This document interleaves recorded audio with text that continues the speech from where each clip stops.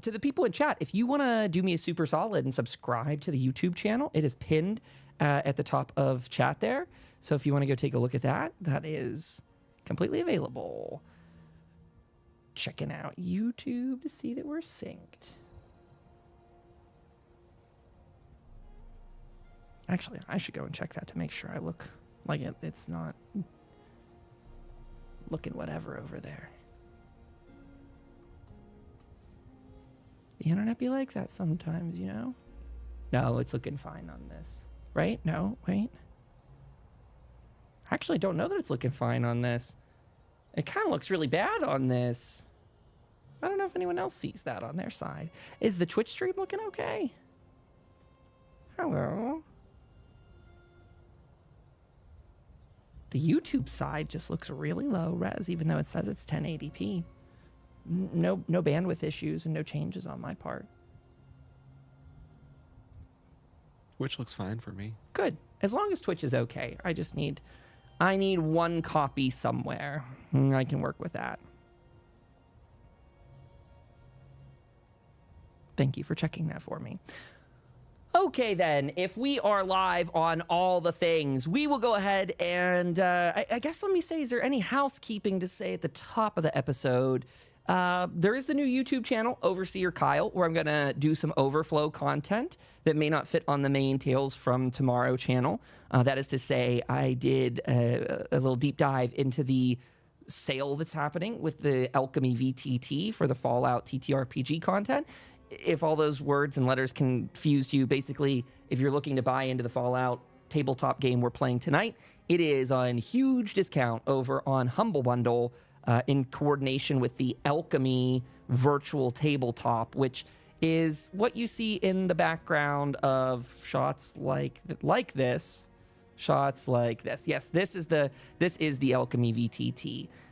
Sitting behind me in this window, and you see it usually on screen in a sense like this, where I can drag it around more zoomed in. This is the player focus side. Max says it looks fine over on YouTube. Well, okay. Thank you for being over there. Thank you for having it up, and thank you if you get a chance to drop a like on the YouTube side too. Let's go ahead. I said Overseer Kyle is the new content. There is a YouTube video pinned in the top of the Twitch chat. If people get a chance to click on all that and give it some love, that is great. We have been soaring and skyrocketing over on YouTube. I'm just so impressed by all the love and feedback from that. So without further ado, our official intro, and we'll get into some recap as to what happened last week.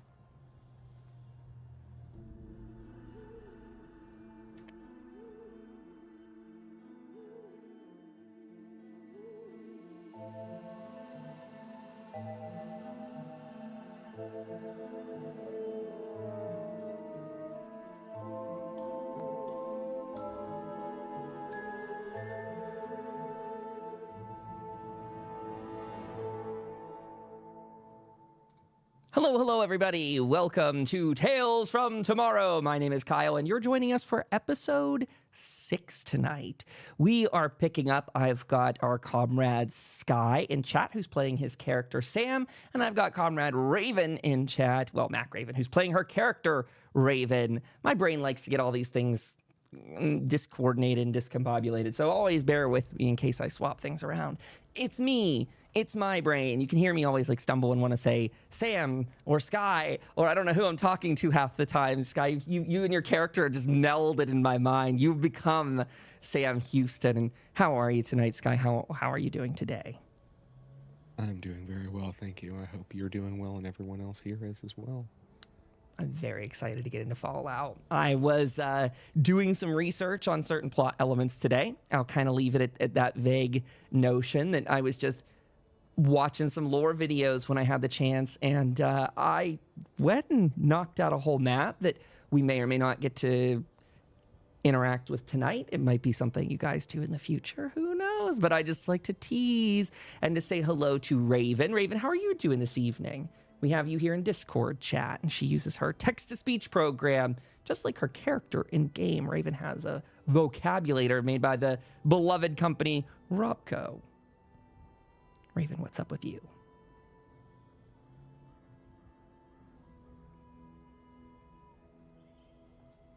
Earlier, Mac was saying she's going to come in and steal this cool dice tray that I made that I've already moved off to the side. But while she types, I guess I'll make sure. I have become the Raven of Kyle Mine. Mac is doing good. I have gotten over my cold. Oh, good. She's over her cold. Her and I have been playing some Grand Theft Auto in our spare time in the night. So to everyone that's joined us for that over on Twitch, a huge thank you to coming by. That account is Overseer Kyle if you want to join us.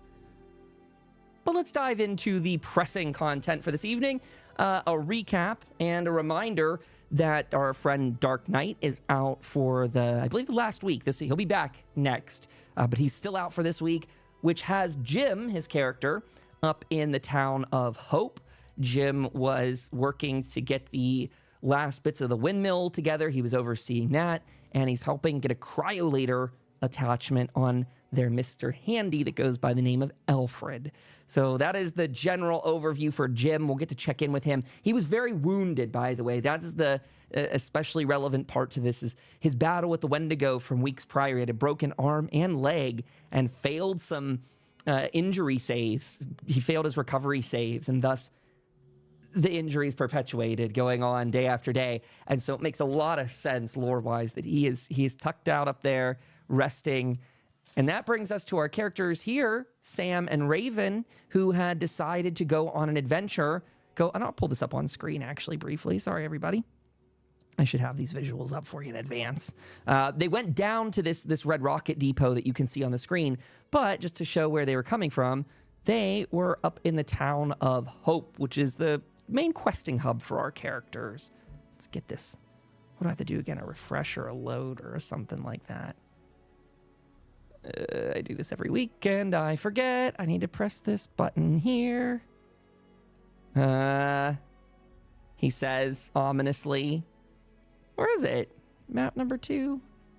Okay, this is the one I want. Anyway, that's fine. This will work. Sorry, I was trying to pull up a different one and it didn't happen. But anyway, you can see it well enough here on the screen. I'll zoom in a little bit further for you folks. But this is our character location. We got Jim up there in the town of Hope, and then Raven and Sam. Sam's character is a little bit big, his token's big, but if we look at where Raven is, this is about where the Red Rocket Depot, at this intersection here. And maybe that's a good one for Raven and Sam to see especially, because I don't know that we really had as much time last session to show it. I described it, that it was at this intersection, but just so that you all have your eyes on it as well. That's where you are. So you're just down the road from the West Virginia Lumber Company.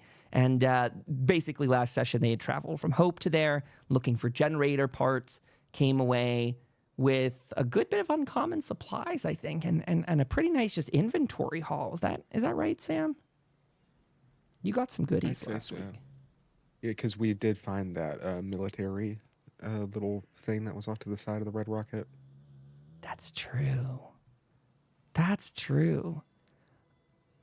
Let's pull that back up for folks so they can see this one as well. There we go. Okay, yeah, that's it. They looted this military sort of checkpoint fortification. I think Raven got a mine out of it, and stim packs came from it. All kinds of goodies. Then you all decided to stay the night here. So I think that's where we left off, right? Everyone was going to take a nap or maybe something like a full rest. I think we were going to roll to see if any creatures came knocking on your door in the middle of the night. And I may have held you in suspense on that, but I remember very seriously that the answer was no. You rolled clean that night. There was nothing coming to the door, but I did have to hold on to that answer because I thought it would be too easy to let you go, knowing it was safe. But nothing came knocking. You guys got a full night's rest, but this isn't a safe location, so you don't have those 2 maximum hit points added at this point in time. So you're down to whatever yours would be without the +2, and that's based on where you slept. It's sort of a safe area, but it's not comfortable, so you didn't get like a good night's rest, if that makes sense. That being said, you could choose to only sleep 6 hours, or you could choose to sleep as long as you want and kind of pick up whatever time in the day. And so I will pass it to you both if you want to get into character and make some plans, or you can feel free to ask me some above board questions as we're figuring out what's going on for the day.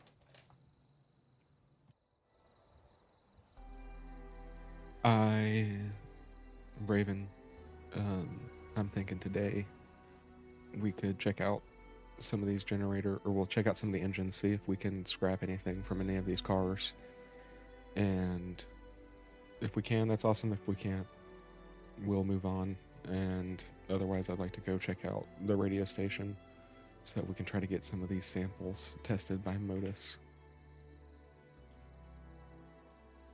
Yes, sir. Scraping and radio.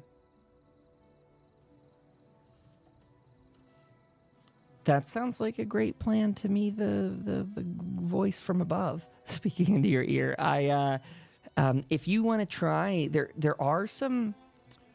I have no idea where I saw them. I'll have to find them. But there are some interesting scavenging rules that actually listed specific items. I think I'm getting very close to them. I think it's in the Settlers rule book that there are specific items you can scrap down. And I might want to see what you guys could get from maybe if there's any kind of generator engine stuff. Let's see. Oh, I might be wrong. It might be the other book. Doo-doo. Pardon me, everybody. Using locations, equipment, perks. Maybe it's not as easy as I thought it was to find. Ba-ba-ba.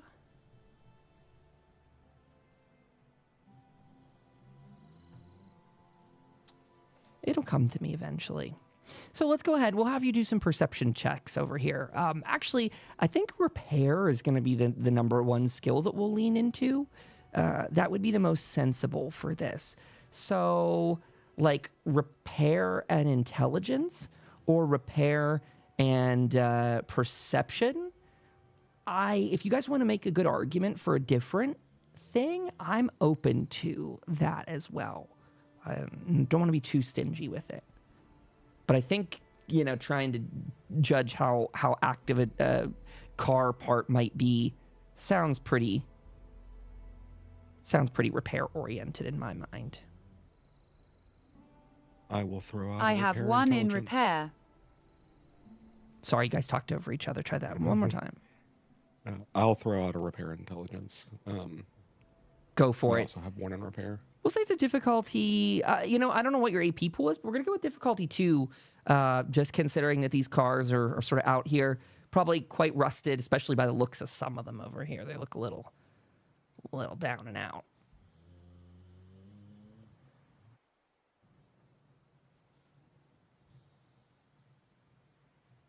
I am totally failing to find this list, by the way. 1 success. Okay. I think as you're going through, Sam, there are a couple extra items we can roll on for you today. Let me see if I've got any of these loaded into a module. Sorry, this might be a little bit of a night of me testing out some new systems, gang. I'm sorry, there's just so many new things in front of me. I don't know if any of these are. Ooh, yeah, I got some random roll tables here I want to employ. Sam, you don't find that. You don't find any working engine or parts in that red car, especially. If you want to go car by car, we could do that too for the hell of it, so you guys get some loot. You do find some buff out sitting though on the under the chair, the driver's seat in there. So you can add one thing of buff out to your inventory. You're gonna get some random shit tonight, but you can sell or whatever you want with all this. Yeah, I'm down to go check a couple cars because that way Raven can have a chance to roll as well. Sure. Let's do that, Raven. Again, we can treat. How many cars do I have on the map? Let's double check this. I'll just call out that the limo, the blue-green cars, and that brownish-orange one, those can all be looted. The one that has Raider stuff in it, we could loot that too, actually, if you want. And then the APC over there can also be looted. I don't think that was hit last week in particular. But I think one thing you would know from that is that it does seem to be sealed, locked, or fused shut. Could be related to weathering, could be something else. But you probably would have picked up on that last time given your inspection of the area, just to give you some extra insight and oversight. you let me know what you're going up to, and I will see what you get there. And, we'll say for each of these cars, it'll be a difficulty 2 on that check for parts. And then, again, I'll roll a corresponding table for you on the side. So tell me what's up.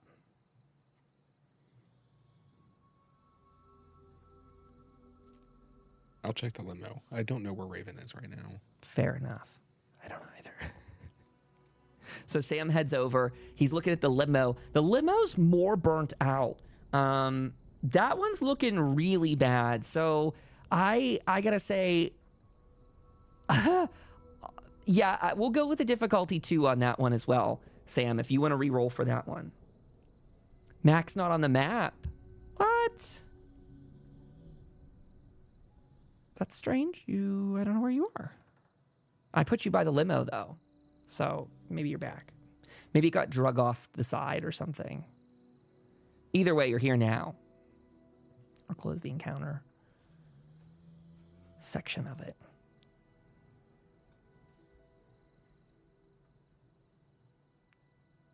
It's frustrating me. I saw this more advanced scavenging system, and now that I'm trying to find it for everybody, my brain is just melted as to where it went. It's a bunch of loot tables with a bunch of like Fallout items that you can get, and I have just spaced on where that was last seen. But we're gonna go off the whatever of our whatever. Again, no luck on that one, Sam. Good attempt, but you can't see anything in there that seems of use or value related to the parts. But you do see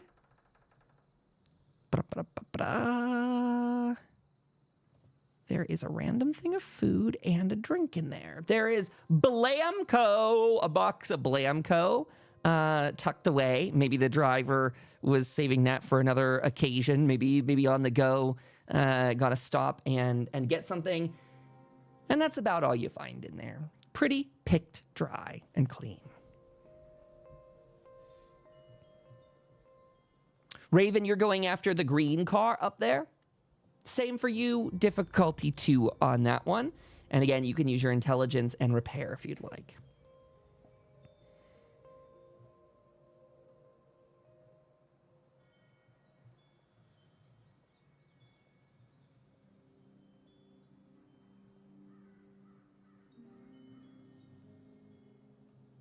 Ooh. Raven got a complication on that test. What do you think is a reasonable complication for this, Raven? So you're in there, you're messing around, probably digging into the bits and bobs of the car. Complications are usually not something too painful, meaning the car is not going to explode in your face. But Kaboom. Well, if you want that to be the complication, you can be your own guide of fate in this case. Do you want that to be your complication? If so, I'll make you roll on it. It's up to you how careful you're being with scavenging. To be fair, you almost rolled a second complication. You did not, but almost. That number was close. So, just as a little thought. Okay. You're doing it? It's exploding? Oh my gosh, Raven's going at it. Okay. It's so strange. Okay, so Raven is there. She is mucking around in there. Maybe not too much experience with cars. Maybe not much experience trying to harvest these kind of nuclear energy cars at that.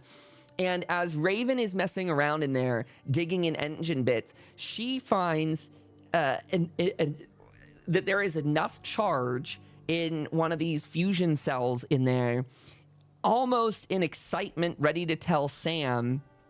Raven grabs at it only for the car to quickly start going critical. Raven, you need to roll a difficulty 3 strength and athletics check to see if you can get out of the way of this blast. For example, you could go behind the vehicle next to it if you'd like, into that Raider a custom vehicle. Here, sorry chat, you're pulled off to the side a little bit, but she's over in this blue car here, and she's going to be trying to go up behind that in just a second.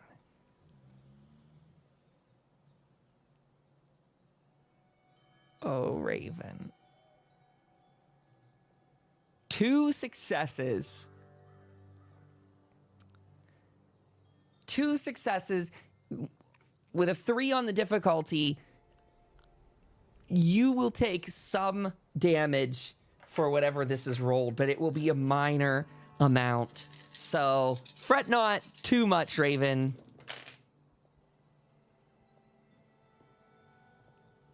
That's a 1, that's a 2, that's a 3, that's a 5. Cut that in half. 2 points of damage, Raven. You take most of the brunt to your right arm. 2 points of damage. And if you got any energy resist on that, it could apply to cut down on that damage. But basically, you were thrusting yourself behind that vehicle as you feel this explosion emanate from the blue car in one of the typical Fallout plumes. Sam, you would see this out of the corner of your eye. I don't know how attentive you would be to the lead up to this. I don't know if Sam has anything in mind, but you might see Raven kind of fly behind the car, very film style, where the explosion is propelling her out of the way. Yeah, I start hearing the noises, and just then the kaboom happens. I turn my head and just run and just make sure she's okay and just kind of pick her up. Raven, are you good, Raven?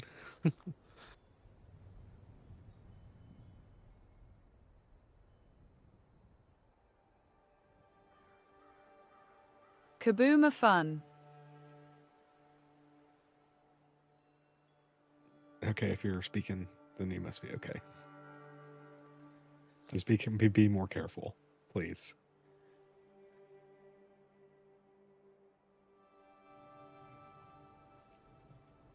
Raven. But I like kaboom. Kaboom doesn't like you. She's become quite proficient in dodging these explosions in recent weeks, from the Wendigo landmine that almost took her life. Kaboom, not friend.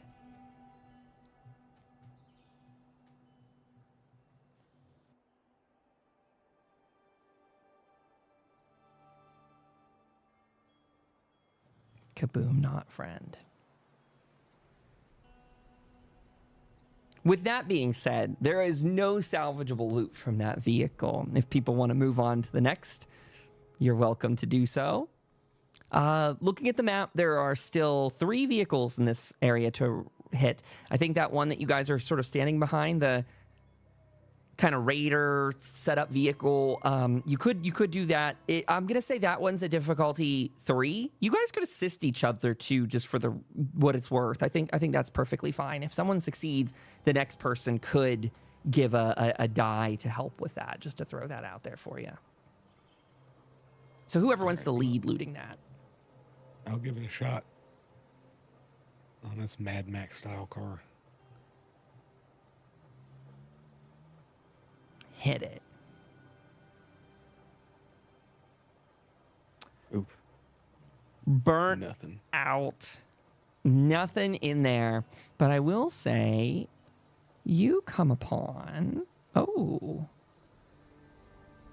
You come upon... an issue of Grognak the Barbarian. Enter Malua, War Maiden of Mars. Malua? Maula. I don't know if I can send this to people. How do I share this with you all? Perk. Depending on the individual issue found. Oh, so it doesn't tell me right here. Oh, okay. We got to go look for it somewhere else. I'm going to send this to you guys in the Discord channel so we don't lose that. That way you also know for later. I can look that up in just a second here, actually. Maybe. Actually, I don't know that I have all the Grognecks digitized into Notion. I might have to look that one up later, too.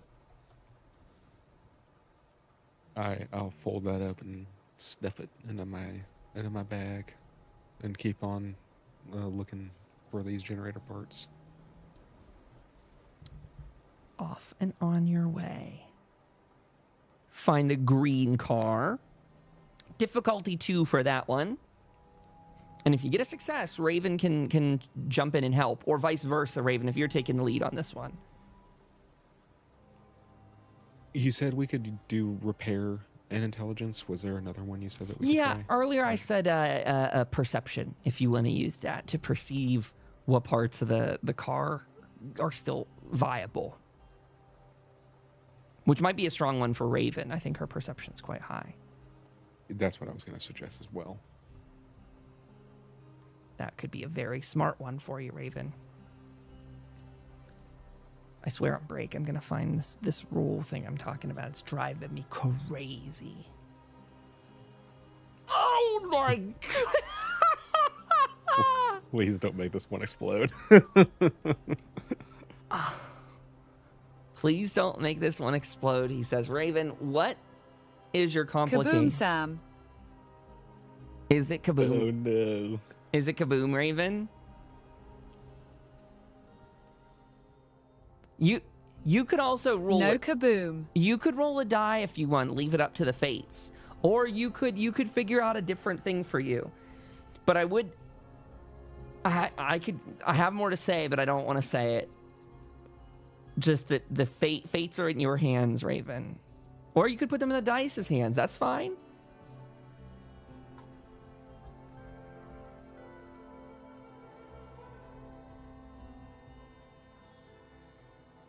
She says kaboom, no kaboom. Let the dice decide your fate.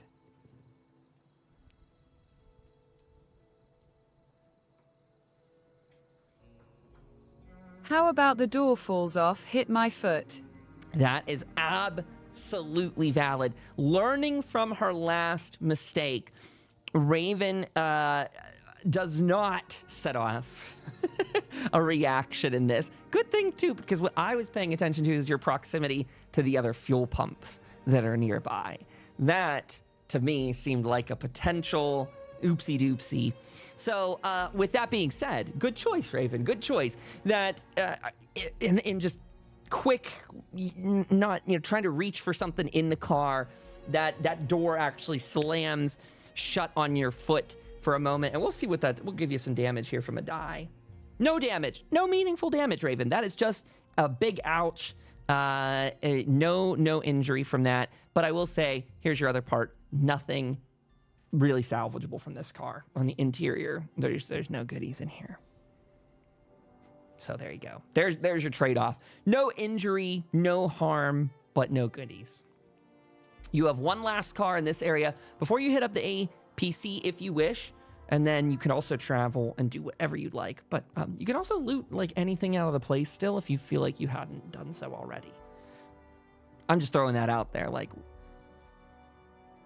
this search is taking up a decent amount of time, just as a heads up. Probably, well, I guess considering these are cars, I'd say to go through all of these, the explosion, all the rest, this is probably taking your characters about an hour to an hour and a half or so to do any of that. So still one more car outside if that's your plan to hit that up. I kind of let her go to check on the final car, and I prepare to check on the APC, so I'm walking into this gas station to try to look for some tools, and there's this screwdriver, so I thought I might be able to use that to try to pry some of this rust off of it. Sure. Yeah, and you can add, maybe if you want, Sam, you can add that to your inventory too, if you want to say like you actually have a screwdriver. I don't know that it's a formal item in the game, but if you just want to have a note that you've got one of those for the future for any kind of other leverage in situations. All right, sweet. There are 2 ravens on the map right now. It doesn't really matter that she's in here too. Oh, see, there you go. See, that's what it was. She wasn't gone earlier. She just couldn't see the icon, I think. That's probably the issue. So that explains that. Raven, what are you doing now? You're exploring the car? Sure. Go for it. Same test. That one's actually easier. That'll be a difficulty 1 in that vehicle. Oh, and 2 successes. So 1 action point back in your pool. We're going to say that there is enough salvage out of there. That actually counts as... I want to say this is going to count as like 1 working generator, just for the sake of this this quest that you've got. But I want to emphasize that if you're trying to take this back, it is heavy. You are looking at a car-sized sort of generator engine. I don't actually know how large they are in Fallout. I would imagine smaller because of the type of system that it is. But still a very substantial item. And I want to say if you're going to try and carry this back to Hope, there will probably be a penalty to your travel speed because, again, something smaller than a real-life car engine, I'm imagining you're taking something maybe half the size of a real car engine back with you. Substantial in weight.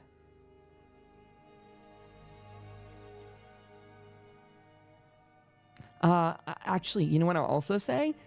If you get into combat, this is just completely like, I'm not planning on that per se, but just to say, if you'd get in combat, that'd probably be the only time you have a real hard time with this engine, because you'll really have to make a choice as to like whether you want to like be encumbered by an engine or if you want to like put this thing down and do whatever you're going to do otherwise.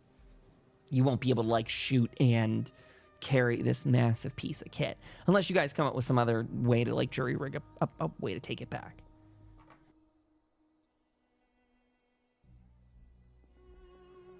Could we hide it for now, potentially? Yeah, absolutely. Absolutely. I suppose you could just maybe not take it per se, if that makes sense. Or you guys could do something more with it. Here, I'm looking this up so that I'm not, kind of feeding you a line here. Those mini cars, though, I think those are fleas or a version of fleas. And maybe they're not exactly. They're a little bit different.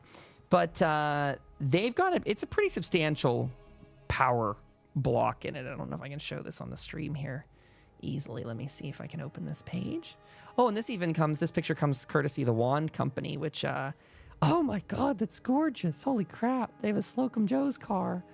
I don't know what this was. They were doing like some little Fallout props. And here you can see on this image, it's maybe going to keep scrolling past. But for those that can see this stream, there's a picture of the flea, and it's got this blue glowing engine block in the back of it. So they're pretty large. It looks to be fairly equal to the size of the seat itself. So again, I just want to keep that realism in mind that it is probably hefty. So as for hiding it, Sam, you could leave it. You could try and remove it. You could...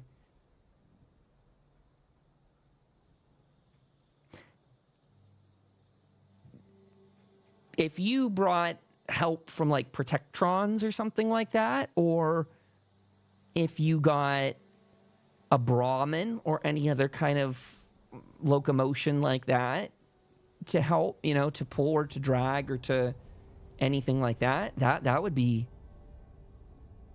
pretty damn advantageous without telling you guys like one path you could take. Those are just all options. And Hope has a Brahmin and Dusty has a Brahmin, and yeah.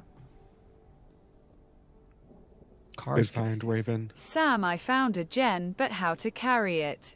We could rig sled to drag it back, but not sure hauling it up to the tower. Wish Jim was here. Oh, for sure, I do wish Jim was here. So also, because I'm sure he'd be excited to see this. What I think we could do is, since we're going to the radio tower anyway, we could stop by Rusty's house.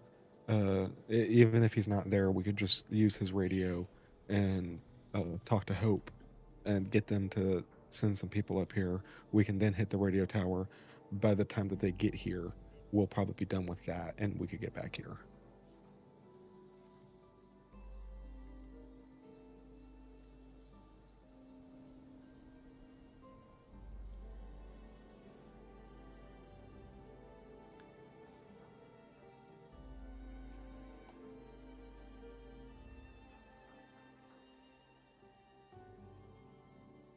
Right, we should hide this for mothers.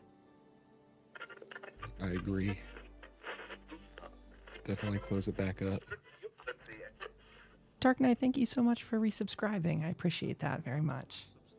Checking in from afar, he says. DK, thank you. Hey, they just found a generator that they think Jim might be excited about. As a heads up, whenever you decide to call Hope, it will probably take them.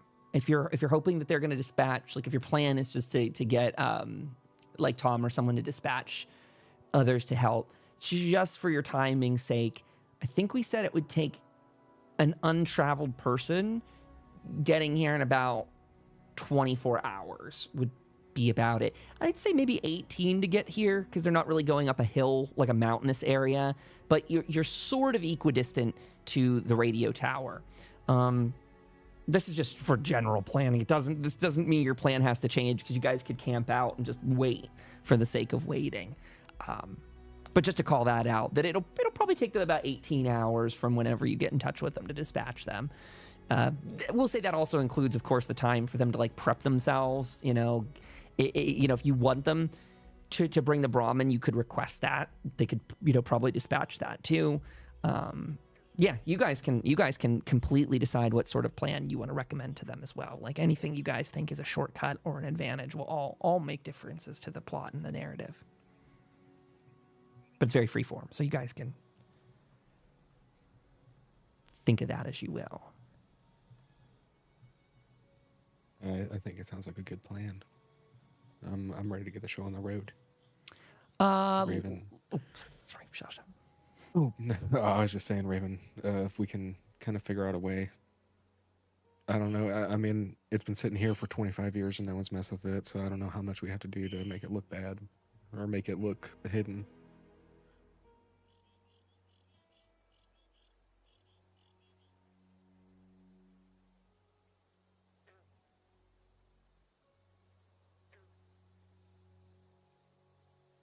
Right, I close the lid.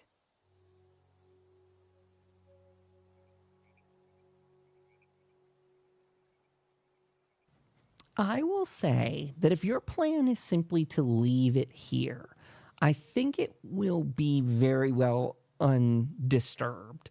At least in the time period you guys are looking to get at it. Considering that this place was just hit by the raiders the week prior, or specifically like 12 hours prior that they left, that you're very safe in that regard. Raiders aren't coming back here to scavenge any of that. If you were to leave this for an extended period of time, considering that life is coming back to Appalachia, maybe in that case, you would be a little bit more worried. But I think honestly, the two of you looking around a lot, seeing how bad things are in, like shape-wise, maybe I think you two would feel pretty comfortable with it, especially for the next 24 hours. All right. Let's check out this APC, Raven, and then let's head out. This is a little exciting for me because, Sam, I feel like this maybe ties a little more into your backstory as well. So maybe you want to tell us as you're getting over there if you have any experience with APCs in this game, or I'm sorry, in the whole universe, like with your character's backstory, with the base and everything. Maybe you've experienced some of them. Maybe you've ridden in one. Maybe your time in the war. You tell us. Oh, most definitely. Raven, I've been in a couple of these in Anchorage, dipping us back and forth like sardines in a can. There's definitely a couple ways to get in. There's the back, and then there's a porthole right here on top. This might be the easiest way because that back is probably super rusted. It's probably got a lot of hinges that would be super rusted. But if we get through here, we can get through the pilot seat and maybe crawl through the back.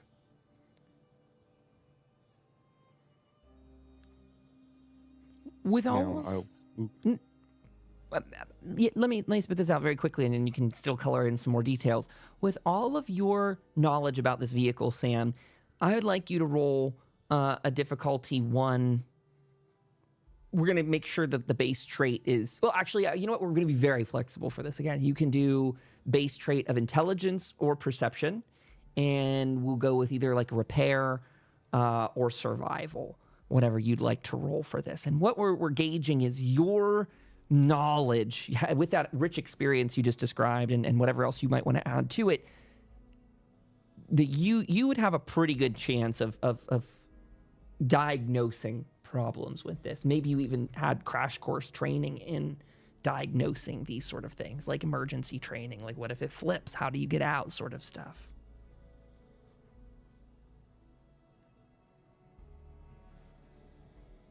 All right. I know. I see some obvious rust on this hinge, and this is gonna have to come off. So I scrape it off a little bit, and I kind of pry it in between the base plate and the top part. And there's a special little way that you have to go back and forth with it. So I'll try that method.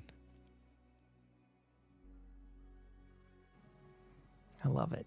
Go for it. Roll away. Oh, wonderful. Wonderful. Sam has no problem, maybe even having experienced similar, again, issues that you troubleshot or fought with in the field. You have no problem prying this area open and getting to the guts of it here. What I'll also say, Sam, is that you recognize that this APC is in relatively great shape and might even be something that is somewhat salvageable or still working to a degree.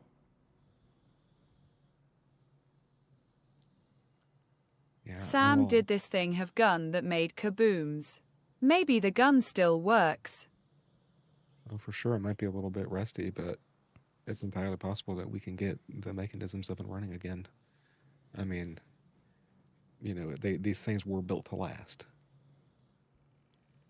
And I'll kind of climb through, trying to deftly avoid all the like electronics, all the computer screens, and all of that.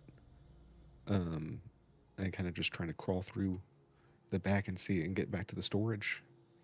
See if I can find anything in any of these crates or like any of there's probably like mounted cabinets and different types of lockers in there just to store various items.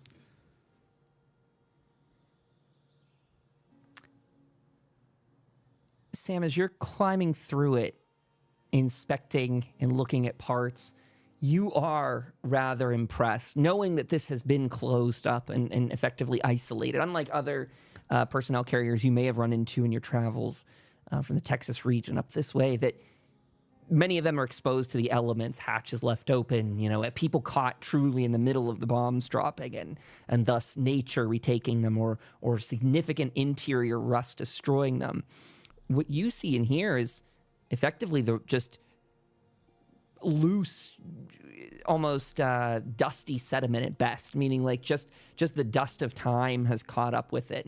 And thus you think some parts might need to be torn out here and there, but most all looks superficial at best. Maybe some sort of kind of like rotted out plastic cabling or something like that. Some minor parts that have gone bad, but nothing you haven't found replacements for throughout the wasteland, or nothing you couldn't go looking for in a short amount of time. As you're poking through here, again, really impressed. To Raven's question, Sam, you would know that this is loaded with a 105 millimeter cannon, and most support 2 additional miniguns. That if this would be operational, either stationarily operational, where it doesn't have its own movement, or whether you guys could get this thing fully operational, we could definitely do some more tests here to see if this thing has any oomph left in it. At this stage, my understanding is you have not really tried to boot it up, but if you'd like to, we could venture into the realm of piloting and all of that, but that's completely up to you. I'd also open it up and leave it open that if you want to do more diagnosis to any of it, you're welcome to try that as well. And you mentioned maybe lockers being in there. You could try looting for some goods in there as well. But I would say what you gather as well to my little narrative story, just playing off the map here and riffing, you, Sam, probably gather that this is all sealed up because the guys were outside. It looks like they may have been, hanging out, having eaten their rations or having a meal or whatever it is that they were. You see those skeletons outside. Maybe they resigned themselves to their fate, but no bodies in here. It looks rather clean too, in the sense that it's nothing's strewn out of cabinets. Nothing's torn apart. No signs of wildlife getting in. No rats or rats or anything like that chewing at the wires. But again, if you want to do more diagnosis with like repair and intelligence or perception or anything, that'd be acceptable too. Raven, why don't we... Maybe we can take it to haul the gen back if it works still. What do you think, Sam? Also, if the guns work, Hope would firepower. That would be a incredible spectacle. Although I was never really trained to pilot these. I have an understanding about maybe how to turn it on and everything, but my piloting might not be too great on it. So let's try to see if it works first, and perhaps we could put that on the table for sure. Raven, I need you to sit in the co-pilot chair. And then I need you to pull that red lever, and then there's an ignition switch to the right. And we got to do it at the same time. And then hopefully this thing will boot up. Yes, sir. Red lever and switch got.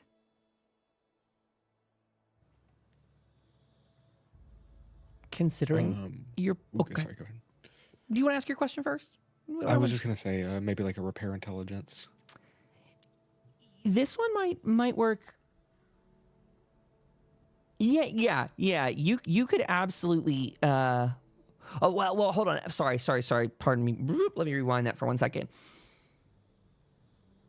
That could probably work as well. I think for you actually driving this forward, that would be a piloting and perception test, just so people know, because we've never touched that skill before. So piloting, that's the skill, and then the special will be perception for that. You're looking to turn it on with Raven's help, so you're offering up maybe repair and intelligence. I think that's fair. But I will let you also do that other one in case you're interested, Sam. I don't know if your piloting and perception's better than your repair and intelligence, but either of those two I think will work for this. And I'll let you both choose which of those two you want to roll. Sam, we'll have you lead the test since you're in the main seat by what you just said. And then Raven, as long as he succeeds in one, you can assist to succeed as well. Honestly, I feel like a difficulty 3 is probably a fair thing for this. It's in pristine shape, but it is aged 20-some years. So you also not having like the most intimate experience with driving it, I just want to call that out. Probably a difficulty 3 to turn this beast back on. Raven having no experience with it either herself that we know of, at least. And so... if you guys want to spend action points at all, I'm just throwing that out there. You might want to do so. Just as, difficulty 3, however you want to roll with that. Or you can spend luck as well to recover any points. But again, the option stands, Sam and Raven. You can either do piloting and perception or repair and intelligence. I will buy 1. And I will buy 1 AP. And I will spend 3 to get the 2 extra dice. Yep.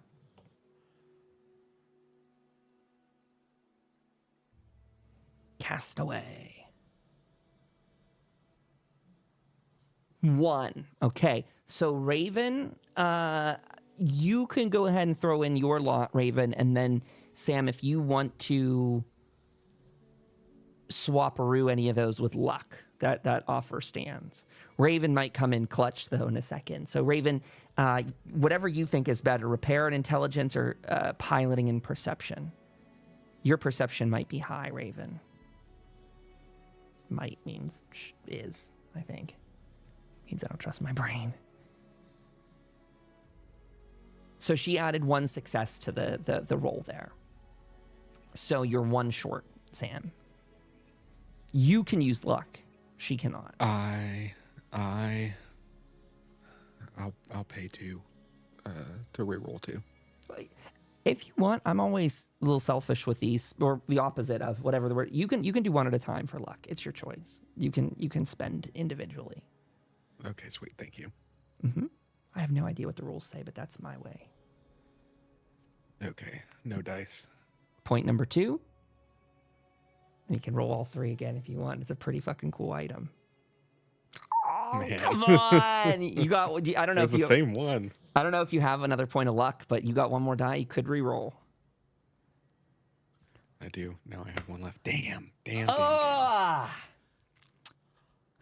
You give it your very best, and it teases you as many vehicles do, where it begins to come to life. You feel it begin to roar up. The engine begins to start. You can feel a shaking. But as they do, it begins to power down almost immediately. Leaving you... Dear Mothman, please bless us. Leaving you with a little bit of a mystery on your hands. You now have, and you can, by the way, this is open forum for you to do whatever the heck you want, but Sam has the strong idea that that was a good sign. It got further than one might expect. It's hardly a burnout husk, but it didn't, of course, do what you need. So whether you want to try to find more things to repair this, completely up to you. And maybe, honestly, Sam, I don't know if they would have repair parts on board that you might be aware of or anything to that effect. I just want to let you know now there's a little bit above board just to say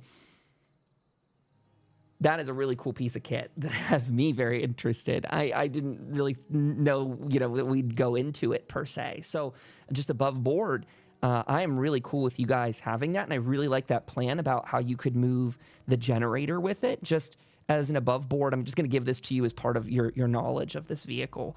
You and Raven sitting there talking. This thing can hold a cargo of 500 pounds or 500 in weight in this game.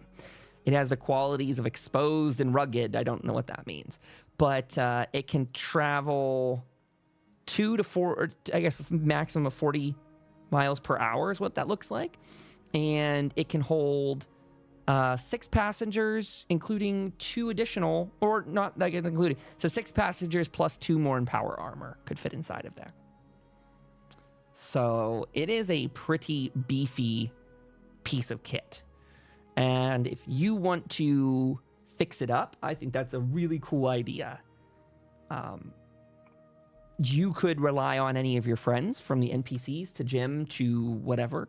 And I'm again just trying to put people's fears at ease here as well, that if you want to kind of box it up, seal it up, lock it up, I don't think you have to really worry about people coming after it in a short order. There's still a minefield around it for the most part too. And if Raven's interested, she still has that mine. If she really wants to be extra about it, you could probably booby trap it.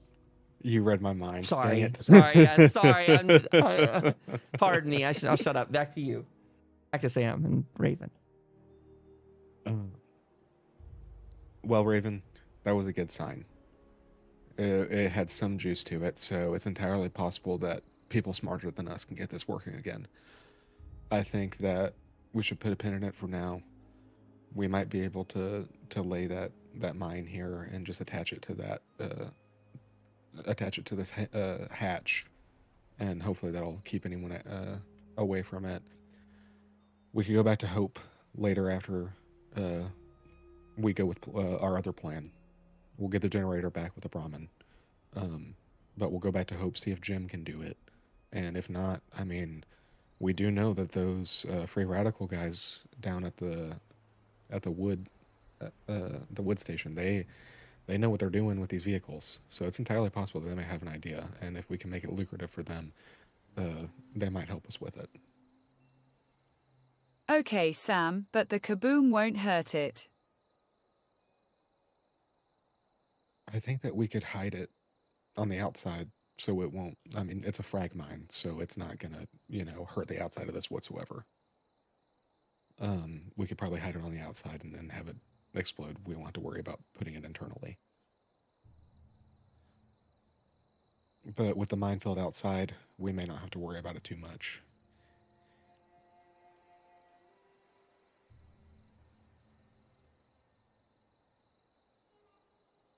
I kind of hop out the vehicle and I take a look over here and I say, you could honestly maybe just lay that mine back down and people may not be any of the wiser that it's disarmed.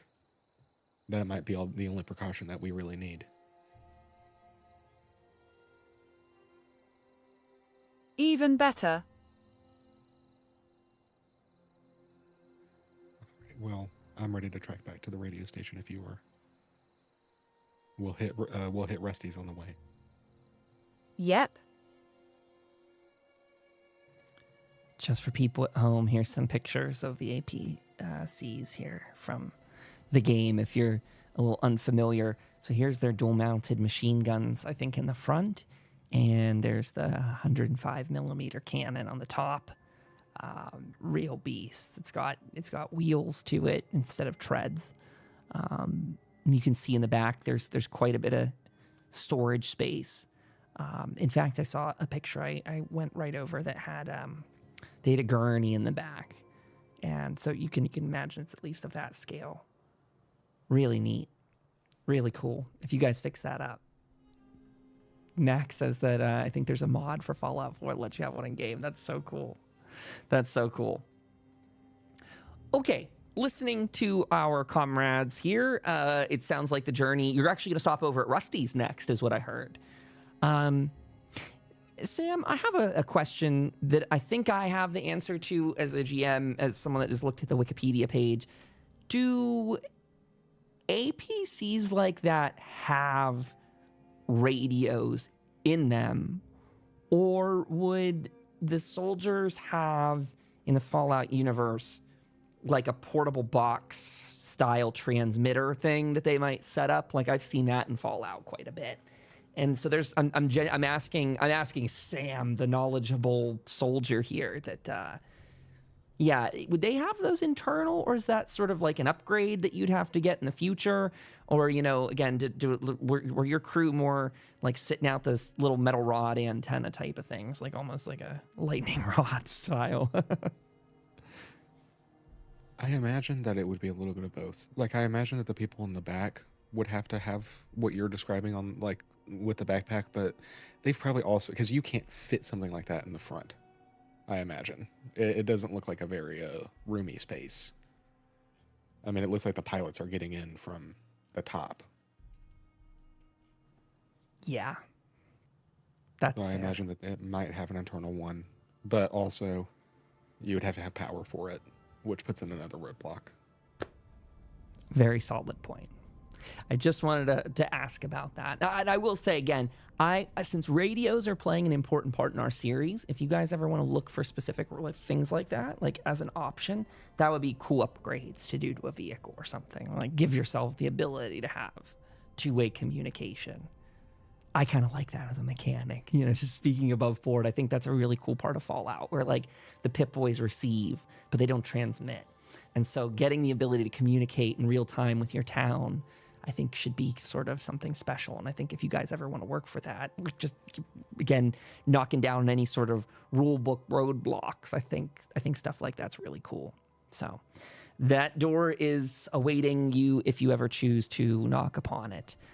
In fact, again, just to remind us, you're going back to Rusty's, Rusty Dusty Bones' farm. I love old Rusty, that he was trying to sell you guys a radio before. So if that's ever of interest in the future, you can make decisions on that. But I think it was 400 caps or something. It was a little bit up there in price. And that thing also has a bit of a carry weight to you guys, a backpack radio. So not exactly like Mac trying to haul back a generator, but a lesser version of that. I think that if you guys want to do like a backpack radio, you have all the advantages of being able to stay in communication 24/7, but whoever's hauling it either needs to be really strong or they're just going to have to sacrifice some of their inventory and their probably long-term travel distance, not short-term stuff. But I do think in very strong complication moments, if you were carrying like a radio like that on your back and you got like hurt with a lot of complications, there is always the chance, of course, that your backpack's going to take a little brunt of that too. Just facing realism as it might be. On that note, we are at 9:05 p.m., which is a perfect time for us to take our 10-minute break to get up, grab snacks, get a drink. We will regroup here in about 10 minutes on the nose.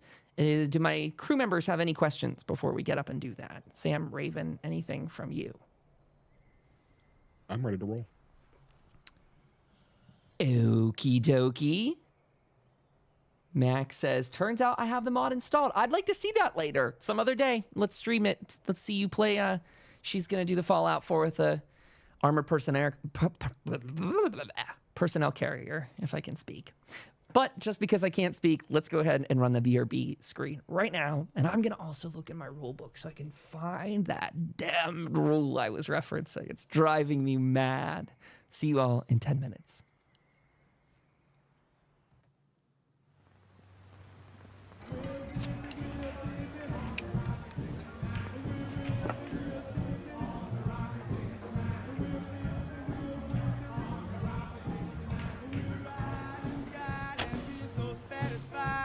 The trip will be fine in my Rocket 69. Rocket 69, Rocket 69.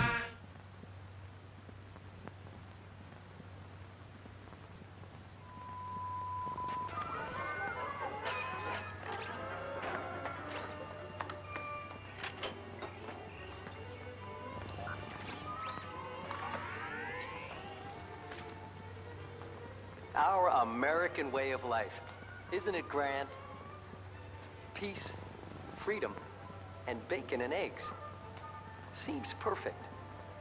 But what if it's not? Friends, your future may not be as secure as you think.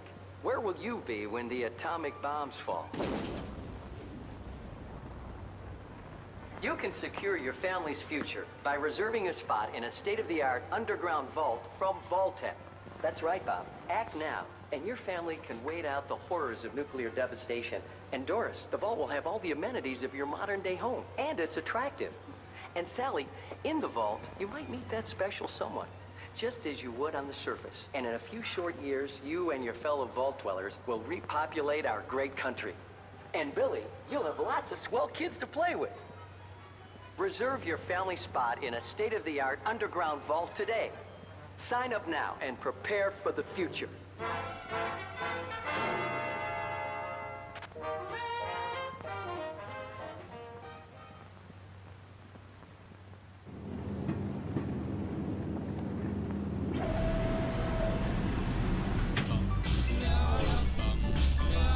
Got a doll baby, I love her so. Nothing else like her anywhere you go. Man, she's anything but calm. Regular pint size ahead.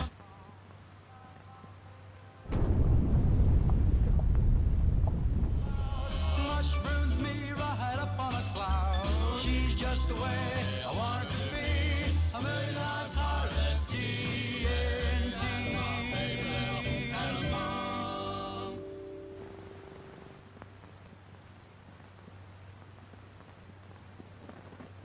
Here we are, son, our nation's capital. There's nothing to do here.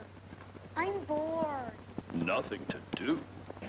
Why, there's not a foot of this town that isn't packed with heroes and history. It's not called the capital for nothing. Right, Tom? That's right, Abe.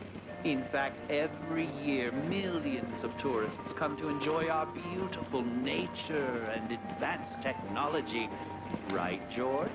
Ah, yes, we've seen so much over the years, and there's more to come. But one thing's for sure, we'll always be here, no matter what happens. Wow, Dad, I guess there really is a lot to see here. Glad you changed your mind. Let's go see what we can see. How about you?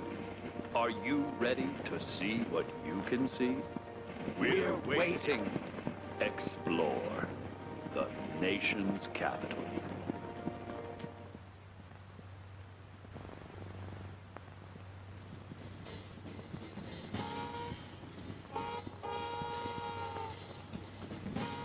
Traffic is terrible and getting worse every day. Go Metro. Avoid pollution, congestion. It's the smart way. Remember, on Sundays, everyone rides free. And now, meet the Metro Protectron.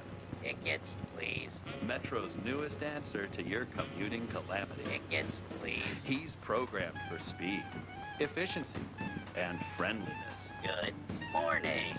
It's a great day. See why the Metro Protectron makes your commute faster and safer. Tickets, please.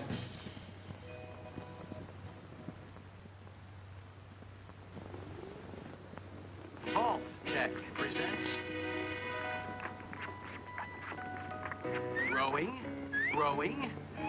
Up. You're growing up. And other things are changing too. You know what that means. Pip-Boy 3000. Part of your life. With Pip-Boy, all life's answers are in sight. Pip-Boy 3000, part of your life. Pip-Boy 3000, part of your life. With Pip-Boy, all life's answers are in sight. That's right.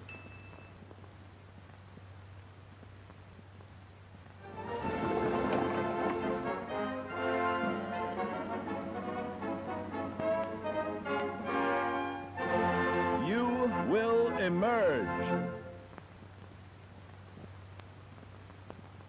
Today's episode, Being a Better You. In life, we must each deal with the hand we are dealt, performing our assigned role to the best of our capacity. But after total atomic annihilation, you may find the hand you were dealt has been reshuffled. Yes, gone are the simple days of yesteryear. Now the common workman must also be a covert operative. The farmer, a master of the martial arts. The ice cream man, a nuclear physicist. How will you make sense of it all? Simple. Turn to your official Vault-Tec training materials. With these powerful tools in hand, you'll learn to make the most of your natural abilities and better understand what makes you special. Use them to be the best you can be, or someone even better. Your survival depends on it. With your future secure, share your newfound knowledge with others for great benefit.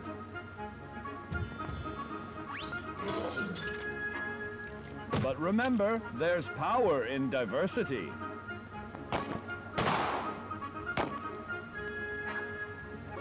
Sometimes who we are isn't a choice at all. In fact, at a particular point in your young life, you may notice that your body has begun going through certain unfamiliar changes.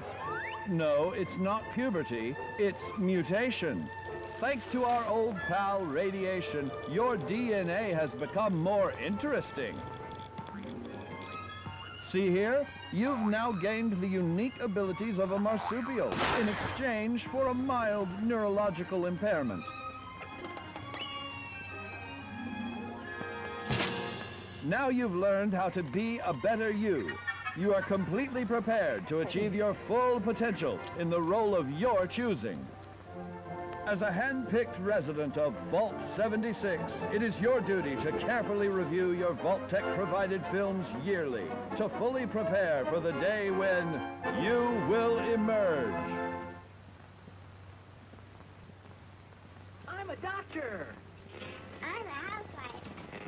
I'm a vault inspector. I don't know what I'm gonna be. Now, finding your future is easy with the Generalized Occupational Aptitude Test. Get a job for 6.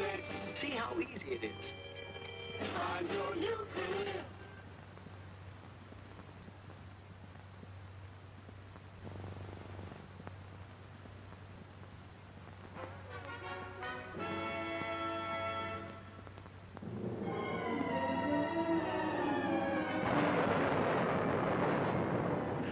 from total atomic annihilation, the rebuilding of this great nation of ours may fall to you. That's why we at Vault-Tec have prepared these educational materials for you to better understand the 7 defining attributes that make you special. Today, we will focus on strength. In the Wasteland, essential supplies will be scarce.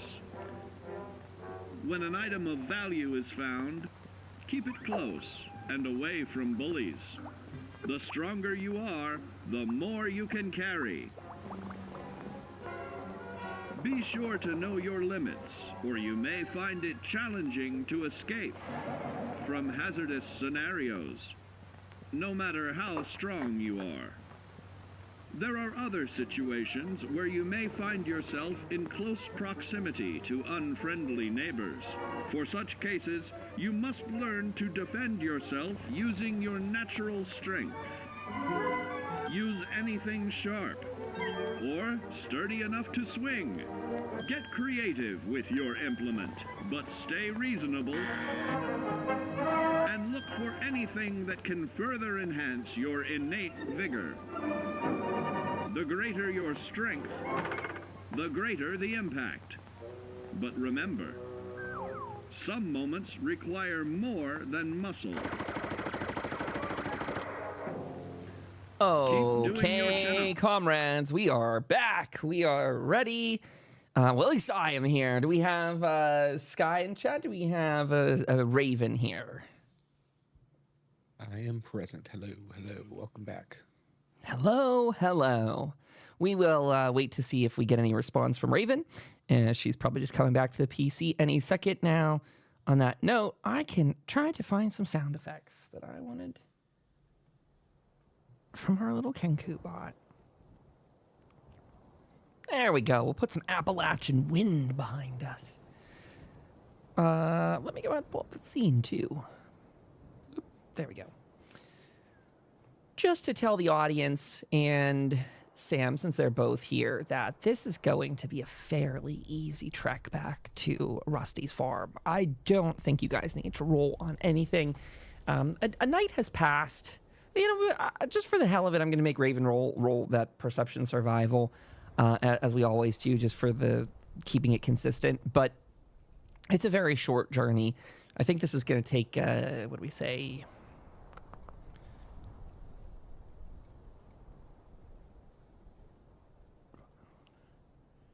I think that's something like a four-hour trek for most people. So for her, it's like maybe 2 hours. It's about that. We'll see what her roll nets out to. But not a too far of a journey, especially for you guys who have taken this road quite a lot. So she's got an easy roll up ahead of her. Unless she rolls a complication. Yep, I'm here. Just was watching Copper Howard New Est work. Oh. There you go, Raven. There you go. Well, now that you're here, it's time for you to get to work.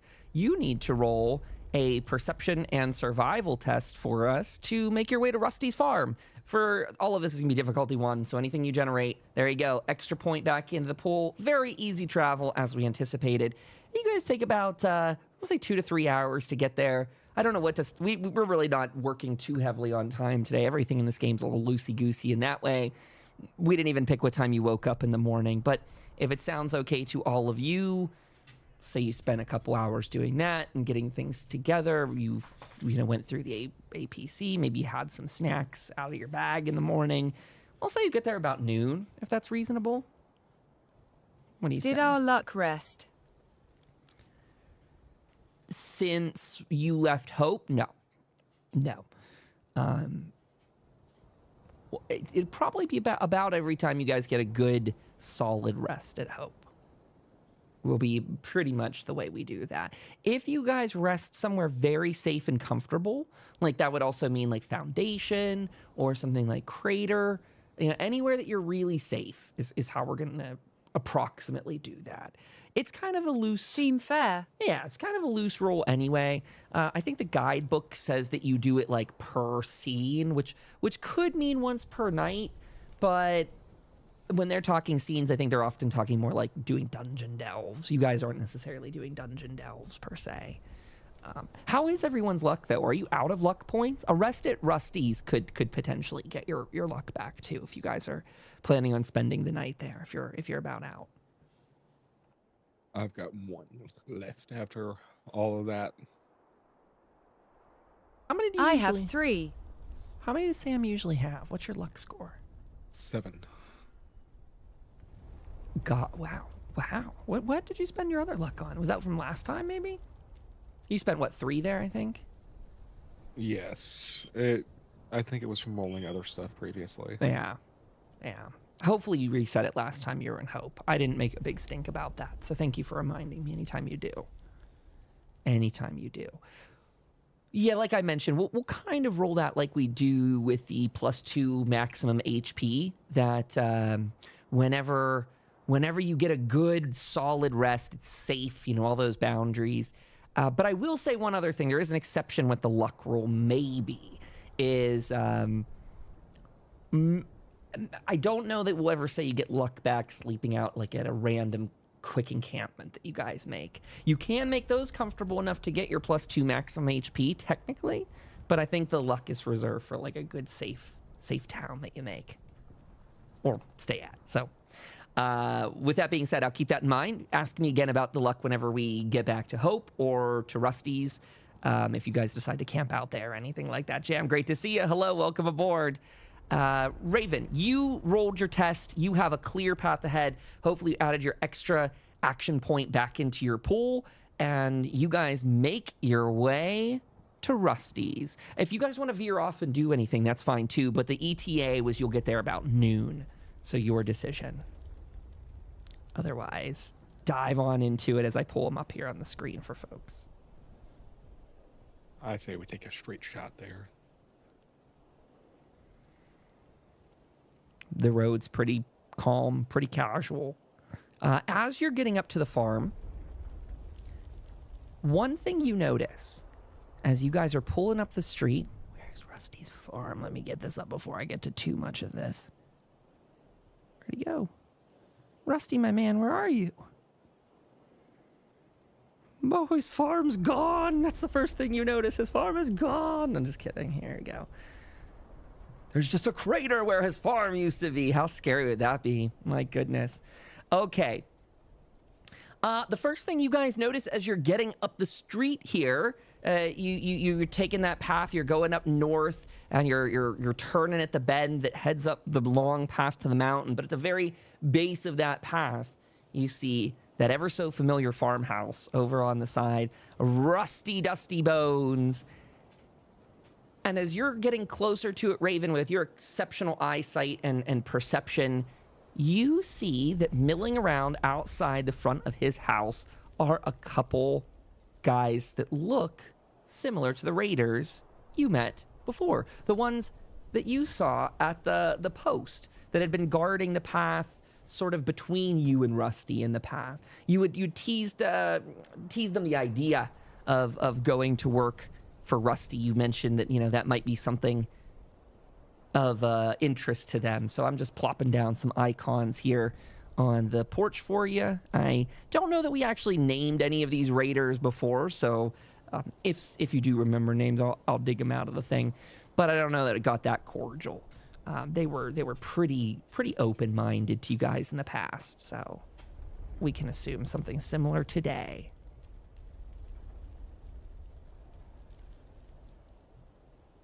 Okay, there you go. Pardon me. This scene needs a little bit of cleanup here. Lena's not here. Let's get her out of there. Hello, boys.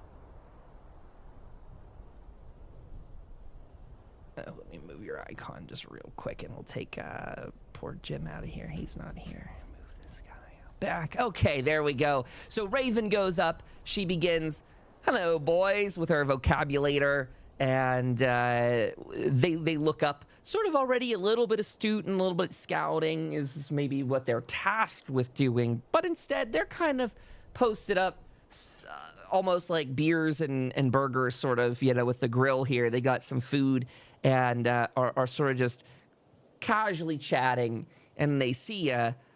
They both sort of stand to attention. They do have their weapons at their sides, but quickly realizing who you are and also realizing that you're the one that sort of brought them some of this modern comfort. Hey, hi, how you doing? Great to see you again. Wow, I didn't think we catch up with you so soon. How's it going, fellas? Good to see you. We just needed to ask Rusky if we could use his radio real quick. Oh, not here to shop today, huh? You know, this place is pretty packed full of good stuff. We've been kicking back here the last couple days. The guy said we could have a job guarding it as long as we're staying around armed, and a few extra tasks that we're welcome to stay. This is a pretty good side gig versus what we were doing before. He got you fixing the hole in his wall? We've got it patched. He says that he's not such a fan of our style. You know, the old slap some metal on it and put some barbed wire around it. But we're trying. We're learning. Well, hopefully that'll keep any nasty critters out of there. Yeah, he told us about the wolves. In fact, our buddy there is helping bury some of them now. They saw what's left of the carcasses. I guess you all had quite the adventure here. But also to let you know, yeah, Rusty's inside. He'd probably let you use the radio if you're in a hurry. Oh, we appreciate the info. We'll go talk to him real quick if you don't mind. Absolutely. We'll get back to guarding. And they look down at their sort of food, you know, that's sort of sat in a little table, propped up something rather on the side, little egg crate type of deal, milk crate. As you go in there, you can see Rusty. He is kicked back in his chair, legs up on the coffee table as he is flipping through a clipboard ledger. He's looking through some sheets and passing it over. And as you come through the door, he glances up. Ah, Sam, my man, hey, what brings you back into town so soon? Well, to my humble little farm. It's feeling like a town now. You got all these guests. Oh, for sure. Are you enjoying their stay here? It is very lucrative, I gotta say. Having you and your friends around clearing out all the things that go bump in the night, I got a little accustomed. I'll be honest. I got a little accustomed to having people around. And I told you, the guys from the Free Radicals, they're not bad fellas. They just needed a sort of structure of sorts. You know, we actually got done with a trade route recently. And I got that call from Hope as well. So we're queued up. We could be making our way up to your town pretty soon. I'd say the Brahmin need maybe a day or so of rest, give or take. I mean, you know, they're animals after all. So, but once they rest up, I got some supplies to take up your way. If you don't know if you're sticking around, you could escort them, maybe? I don't know who all we're sending. I was thinking of going myself and leaving some of the guys here, or I could stay and send them, or I could, He flips back through his list, sort of concerned mostly of he's sort of a one-man enterprise, and with these raiders being new, and him having some trust in you, he's weighing his options as to like what guarantees him the safest passage for his cargo. Does he defend his house, or does he trust the new raiders to do that? He's had good exchanges with them in the past, and doesn't he kind of sees them, based on your past conversations especially, as sort of young and just naive more than malicious. These are not like the gourmands who are like eating people, but more so young peoples that are looking for work, especially. Well, we're planning on having that. We're planning on having, so I needed to use your radio because I need to call some people in Hope. Okay. Try to get a caravan moving towards the Red Rocket station that's down south of here. The Red Rocket. What I'm thinking is that maybe we could, join the 2 caravans at the intersection down the road, and we can funny back to Hope. So you're sending someone. Well, that's not a bad idea. 2 caravans are better than 1, as they say. What are you doing at the Red Rocket Station? That place is a mined-out hellhole. Last time I was there, that's why I stay here, right here, safest spot in the world. The rest of their free radical buddies, they cleared out most of the mines out there. We just got some pretty heavy equipment that we need hauling back. The radio's yours. Go for it, Sam. Mi casa, su casa, all that good stuff. Make yourself at home. I miss your robot, though. You didn't happen to bring Alfred back around to whip us up some food, did you? He out there? No, he's getting some work done at Hope. Well, next time, bring the chef. He'll be much welcome. I think you see Rusty. He likes the attention after all. He sort of thrives off of people coming through and being random elements in his life. And what you've gathered as well with him, even with that just recent exchange with the raider out front, he really likes to present this very clean home aesthetic in the Wasteland. That's kind of his thing. Collecting a little bit of paradise or something like that. His house is, of course, much better attended to than what you find out there. And that, again, based on conversations, this is more even for the Twitch audience and podcast listeners at home, that what was sort of established before is that Rusty collects a lot of things. That's sort of why he's in a trades business at all, meaning a trading goods business, mercantile business, that he's shifting items around largely because he's a bit of a collector himself. Also, last time presented you with that chest full of legendary items that he offered up. So he's got his hands on some interesting goods, and he, as promised before, will look for things too if you're ever interested, like him hunting something down for you. It's your kind of insight, Sam. Well, Rusty, I will go radio Hope. We're going to head to that radio tower. We can be back here tonight. And they should take about 18 hours to get to that Red Rocket, which puts them about at that intersection this time tomorrow. So if you want to try to meet up with them, we'll be heading out to meet them there. But we can all meet up around this time tomorrow. Well, seems reasonable to me. Let me know what you're doing on the way out the door. Just let me know for sure where I should be and when I should go. Like I said, the Brahmin will rest. I'll get my things sorted here. I'll decide on who's coming and going. But yeah, just give me a parting word so I know the plan. Good luck up there, wherever you're doing back at that station. I guess you said you might be. Are you guys setting up that fortification up there? You mentioned that there might be more people going that way. I haven't seen any yet. No one from Hope. We might see what we can do, but I got some stuff that I need to get checked out over there. Got some samples that I need to see if there's any lab equipment over there that I can use. A lab.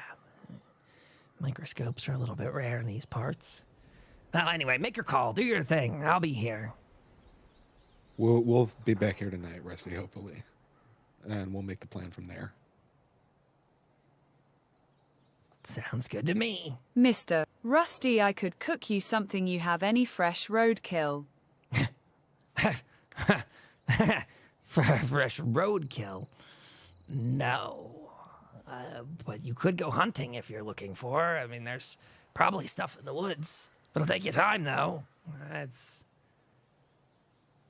There's probably some fresh veg. You wanna try and make something? You could do that, by the way, Raven, if you want.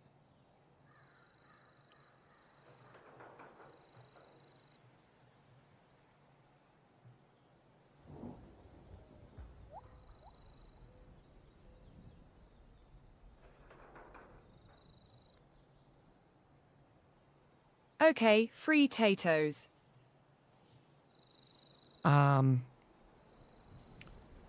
Sorry, so do you want to go out to the garden and try and harvest some of those? We'll say this is going on while Sam is heading in to make the call on the Sure. radio. Okay, so let's see. I have a little button here that lets me do the foraging test thing. I think this is just going to give me a random item. What is foraging again? Perception and survival. I think it's really basic. It is perception plus survival.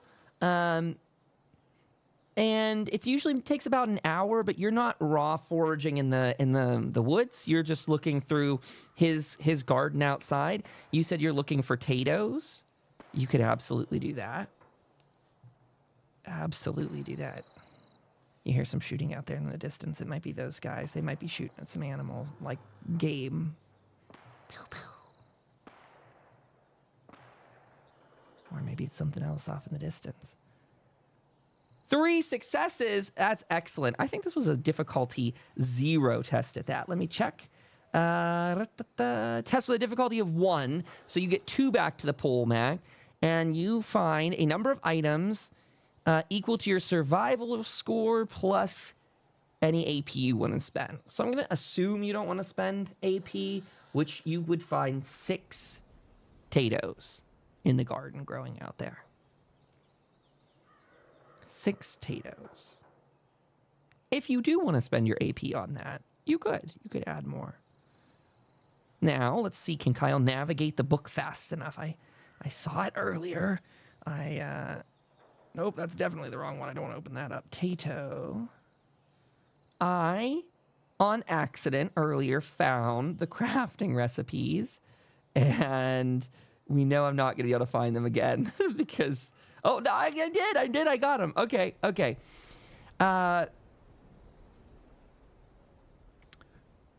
Raven, you would know that you could make Tato juice out of this.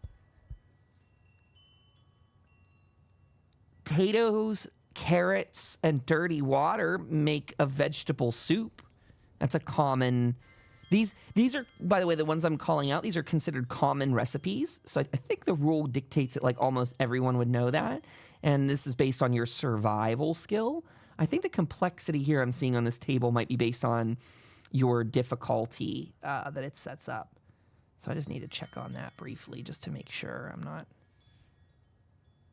speaking out of my butt and misleading you. Now to make Mom Tato's soup. Tato soup. Would you like to go ahead and do you want to make anything fancy with that? Meaning, do you actually want to cook those up or do anything like that?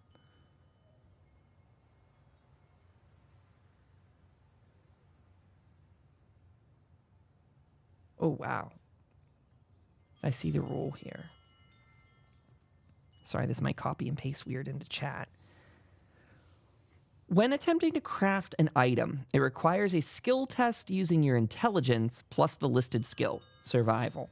So in survival, this test is equal to the recipe's complexity minus your rank in the skill to a minimum of 0. I think you got like a 6. So I don't think anything combats that. So your test would be 0 difficulty. If the final is 0, you can choose to succeed without rolling. Crafting an item takes an hour, halved by spending AP. That's about fair. It will take you maybe an hour to cook this stuff up if you'd like.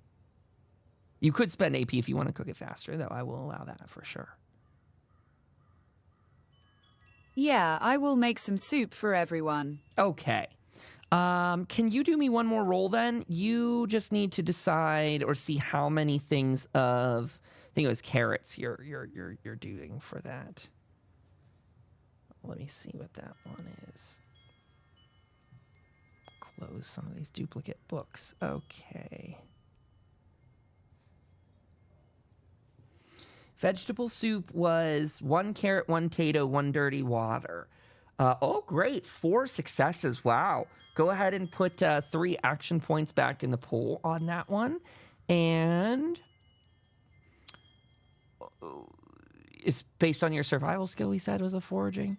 Survival score. Okay, so 6. Great. So you got 1 to 1 on that. Perfect. So six more out of the garden. Again, she's harvesting all of this while Sam goes in and starts up that call. Raven, you can get to cooking here. We'll go ahead and just complete this roll and then we'll go and sort over what Sam's gonna do. No problem getting your hands on any dirty water. The complexity of this is a 3, but you reduce it by 6 to a 0. So you're going to be able to make 6 vegetable soups here, Raven. And you don't need to roll, but you could if you wanna try and get any more action points. It is +2 radiation damage resistance until the end of the next scene is the benefit from this. Damn, that's really cool, Raven. That's a cool use of some stuff. Jammed in chat earlier. I'm so sorry I didn't read chat. I'm so focused when I'm DMing here. I recently lost my D&D team, and I'm bummed about it. Love that I can get a D&D fix here. Good, Jam! This is our Fallout TTRPG, so I hope you enjoy it. Playing a psionic goblin. Ooh, that sounds cool. 0 people skills. Just fumbling your way through life. I love it. I love it. Mr. Rusty, I will make you soup for you and the boys. Oh, well, hey, Raven, look at that. Oh, well, vegetable soup, putting my garden to good use. I like to see it. How much can you spare for me and the guys? Well, 1 each. If you do 1 each, I think you're pocketing 1. Sam will get 1. Raven will get 1. Spare 1. Oh, no, I miscounted. No spare 1. It'd just be 1 for everybody here. 1 each, says Raven. Yep. Sam, Raven, Rusty, and 3 raiders. 6. That's the whole lot of them. Okay, wonderful. You pass that out. I don't know, you're crafting all this. Sam, we'll flip to you now. A little bit of tiny momentary time lapse here while she's out there gardening. You go into the barn. I'll flip over your way here. There is the other raider. You can see him in there. He's sort of sharpening some tools over there on the bench when you get in. He says, "Oh, hey, Sam, we met you back up on the road, huh? Good to see you here. How are you? What are you doing here?" Good to see you again, friend. We're here trying to get this radio. Just use it real quick to message Hope. How have you been holding up here? Oh, well, I mean, we've been here 24, 48 hours. I don't know. It's hard to keep the tab on time in the Wasteland, but Rusty's a good dude. We never had problems with him in the past, but the fact that he's letting us stay in these parts...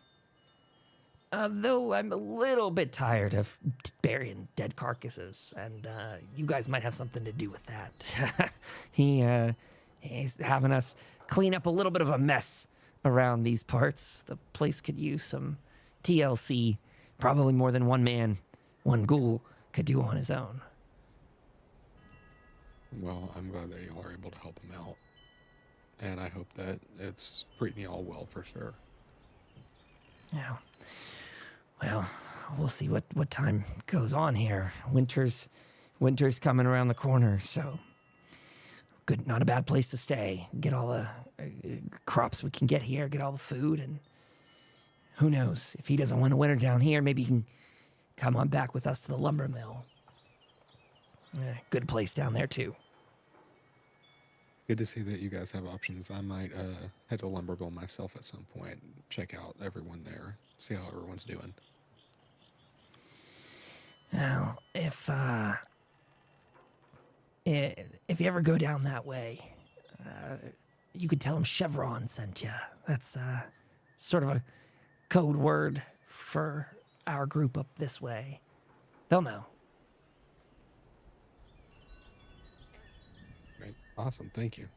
Yeah, the radio's over there, by the way. Nice to officially meet you, Chevron. Yeah, no problem. Good to meet you, too. Glad to have you here. And with that, I will head over to the radio and put a contact into Hope. Okay, you're calling up to Hope. as you pick up and you dial into the radio station associated with the town, and the first thing you hear is they sort of have the channel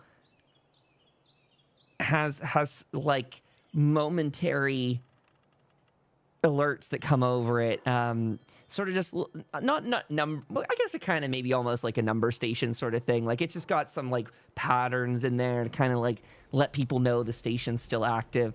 And as Sam, you click it and try and message through in that way, you get a signal back. Hello, you've reached out to Hope. This is Alfred. How may I direct your call? Alfred. It's Sam. Oh, Sam! Wonderful to hear from you. Where are you? We're at Rusty's place. Listen, I need to talk to Tom if he's not busy. Oh, well, Rusty's place. Well, I hope that I'll get to go there soon. Oh, Tom, there's a call for you. It's probably urgent. It's Sam there at an adventure down at Rusty's farm. Did I ever tell you about the time that I was at Rusty's farm and we were cooking in the kitchen and then we were attacked by wolves? I don't know if I had the chance to tell you. And you hear Tom go, yeah, save that story. Come back to that later. Circle back. Sam, that you? Yeah, Tom, it's me. Hey. How's it going? Things are good up here. Alfred here. He's quite the talker. He says you're down at Rusty's farm is what I gather from that story. What can we do for you? Things okay? Oh, things are great. We hit this red rocket station down south of here, and we found big pieces that from one of these cars. We could potentially use it to make a generator, but I got to tell you, it's super, super heavy. So I was wondering if you could send down Terry. Maybe he could send down some of his Brahmin and a couple of people to help us lug it back there. Ooh, let's see. Okay, Terry. He's making a note here. Terry, take a Brahmin. Okay, we can. They're last assigned. They're doing some hauling of supplies around the town. Not a problem. We can. Let's see. Who do we got here? Let's probably send a guard or two on the way down. What do you think, Sam? You know these routes better than I do. I haven't been down the road in quite some time, but what do you say for guarding Terry and the crew? I'd say we need a couple guards because I'm thinking that Rusty should be on his way by the time that y'all get here. By the time that everyone gets here and we're ready to head out, Rusty should be on his way. So maybe we can meet up with him and we can also guard his caravan on the way back. Oh, that's a hell of a good plan, Sam. I like that. Okay, you go get that organized. You get your side set up. Do what you're gonna do, and I'll get in touch with Terry. I'll let him know everything I got written down. What's the timing on this again? When you're going to the radio tower? Yes, we're heading to the radio tower. I'm thinking it's gonna take about 18 hours for everyone to get from Hope to the Red Rocket. So by the time y'all get there, we should be able to get back to you. Okay. No, not a problem. That sounds like a good plan. One more thing. We found a pretty amazing piece of tech here, my friend. We found an APC, an old military vehicle. Now, it's not completely dead, which is the exciting thing. So we'll have to figure out if we can get some people. Maybe Jen can come back here when he's feeling better, and we can get to work on it, bring it back up there. That'd be an amazing piece of technology to have up at Hope. You think this thing's functional enough to cart up this way? I think it's possible we could get it there. I mean, we almost got it started. Okay.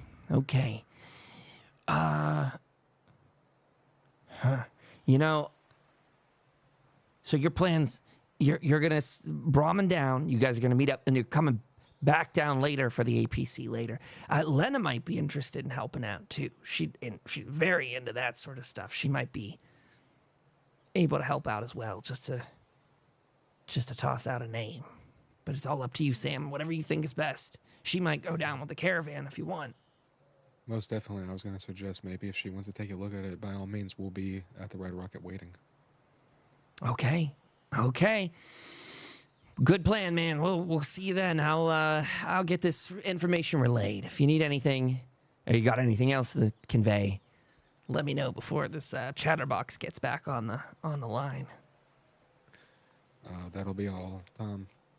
Hopefully we'll see you with a generator piece in hand soon. Yeah, sounds good. Over and out. Over and out. Cool.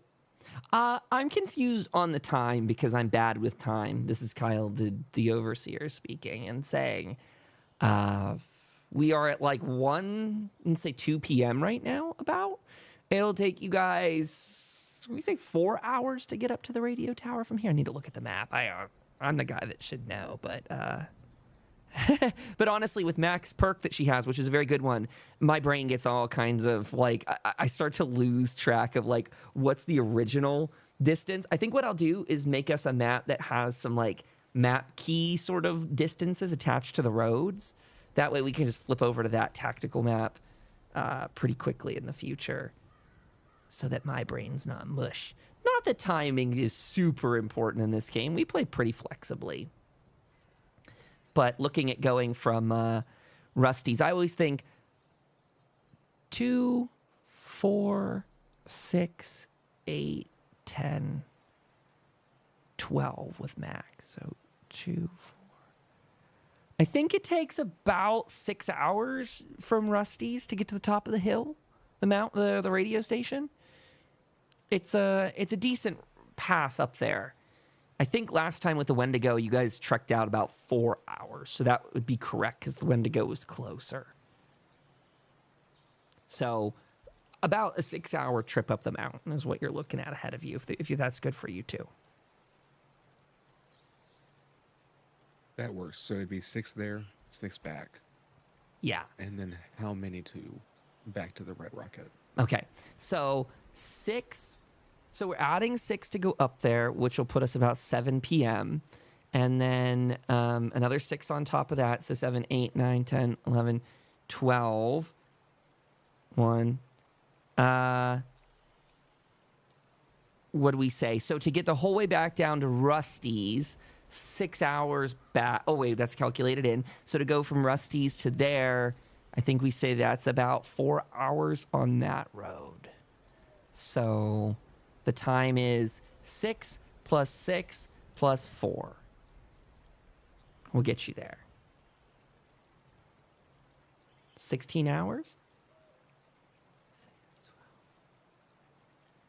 I think you're looking at about 16 hours of travel.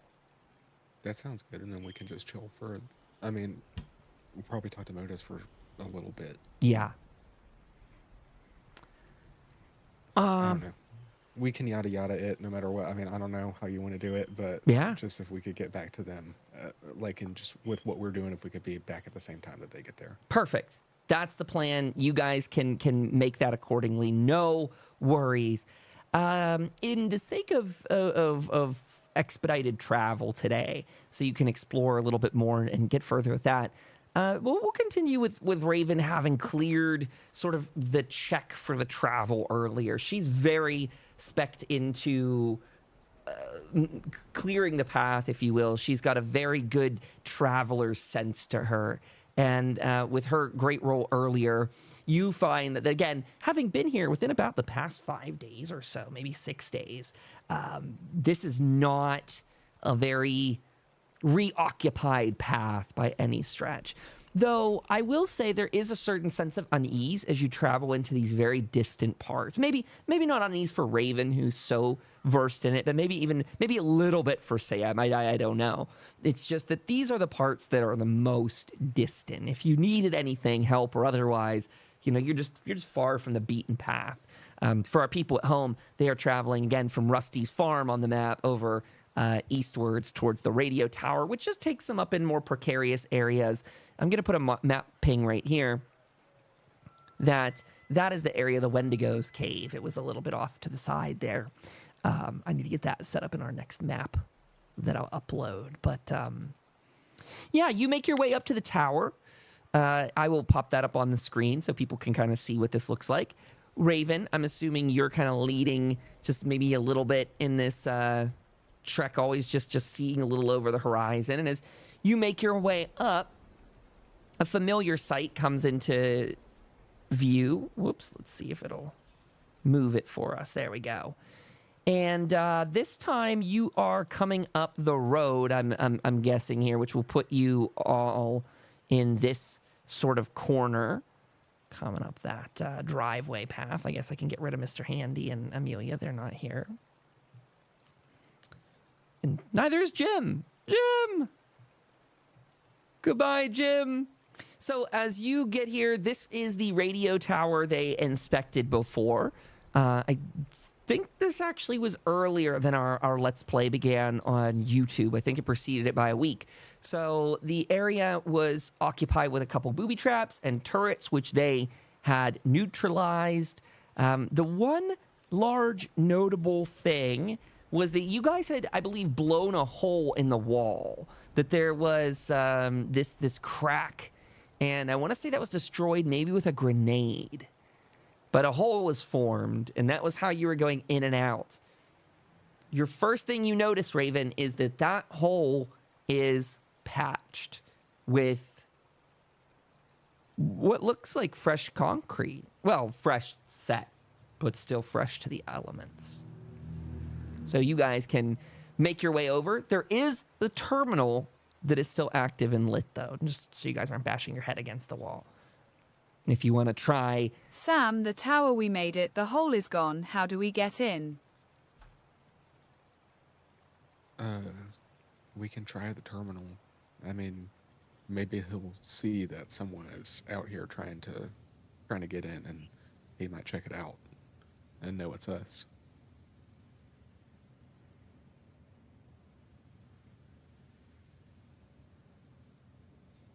You go up to the terminal. It has a simple, like a standby screen style message on it. Open prompt if you want to write anything in there. Very nondescript message on the front. If anything, overly nondescript.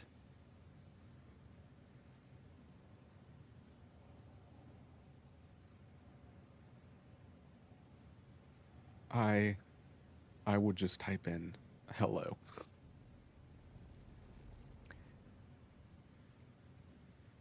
You have that moment where you wait and wait. And right before you're ready to look over your shoulder to Raven as if it didn't work, a simple hello pops back on the screen. I will type in, if you're reaching me, Modus, this is Sam Houston, and it hit enter. You wait just a moment longer as the door depressurizes almost, having not opened the last time you were here. A little less of a depressurization as it is dust, debris kind of coming off of it as it opens outwards towards you, very much in the style of like a heavy cement blast door. Well enough on hinges that, you know, people could easily do this should they need to open it manually, that is to say. But again, keeping with its bunker style, now it is popped open for you to enter in. I wearily take a few steps in. As you do, you hear over the speakers in here, Samuel, welcome. I did not expect to see you so soon. Hello, Modus. Something came up, and I thought I could come and, if you were willing, collect a favor from earlier. I would be delighted to be of assistance. I see Raven is still alive and well. That pleases me. What service could I yield for you today? I reach into my bag and I pull out the vial of the donut sample that I've got, and I pull out the blood sample that I took. And I tell him, we found this inside Hope. It's some sort of pre-war, just food paste, but it's causing severe symptoms in anyone who's eating it. It's almost like a rapid ghoulification, feral ghoulification, but it's slightly different. I mean, the skin doesn't fall off the same.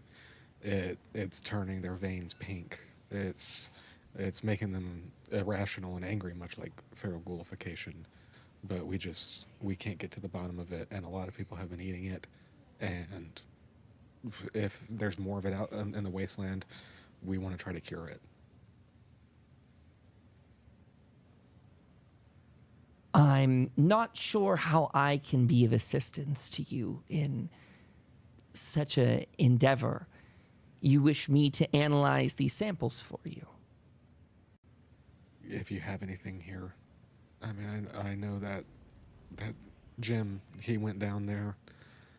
I don't know if there's anything, in a centrifuge or something that you could check and maybe just give us an idea about what this stuff is. This facility is ill-equipped compared to my previous locations. I have only recently been able to allocate resources to re-enabling this bunker. It is not nearly as equipped as a full vault shelter. But there may be some salvageable parts if you're interested. My companions here have been helping me clear out various dilapidated sections, areas that were no longer accessible. If you're interested in taking a tour of the facility, my resources are always available to you. We are also looking for a microscope, but let me ask you something. So, do you think a vault would have something like that we could use? Most vaults that I am aware of do contain laboratories, some larger than others, most with at minimum a medical bay, and most stocked with a reasonable supply of pre-war technology. Again, some vaults have reputations of larger medical experimentation. This facility here can replicate items.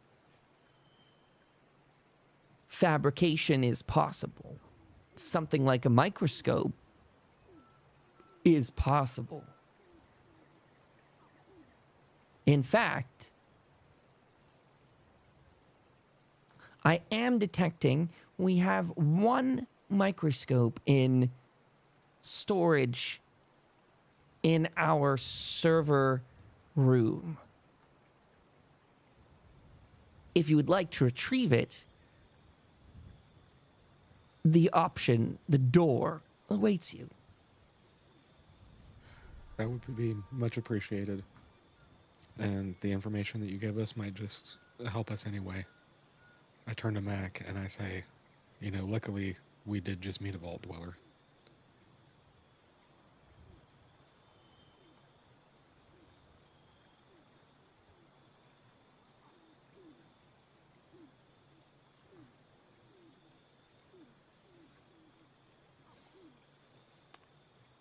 Is your plan to go down there then? I'm sorry for even starting. Yes. Yes, while I'm waiting. Hello, Morbus. How are so we can enter a Vault, Sam? Do you want to call him Morbus? Do you want to? Are you? That might very well be a typo, but do you want to call him Morbus, or do you want to call him his real name, which is Modus? Hey, that's your Morbus.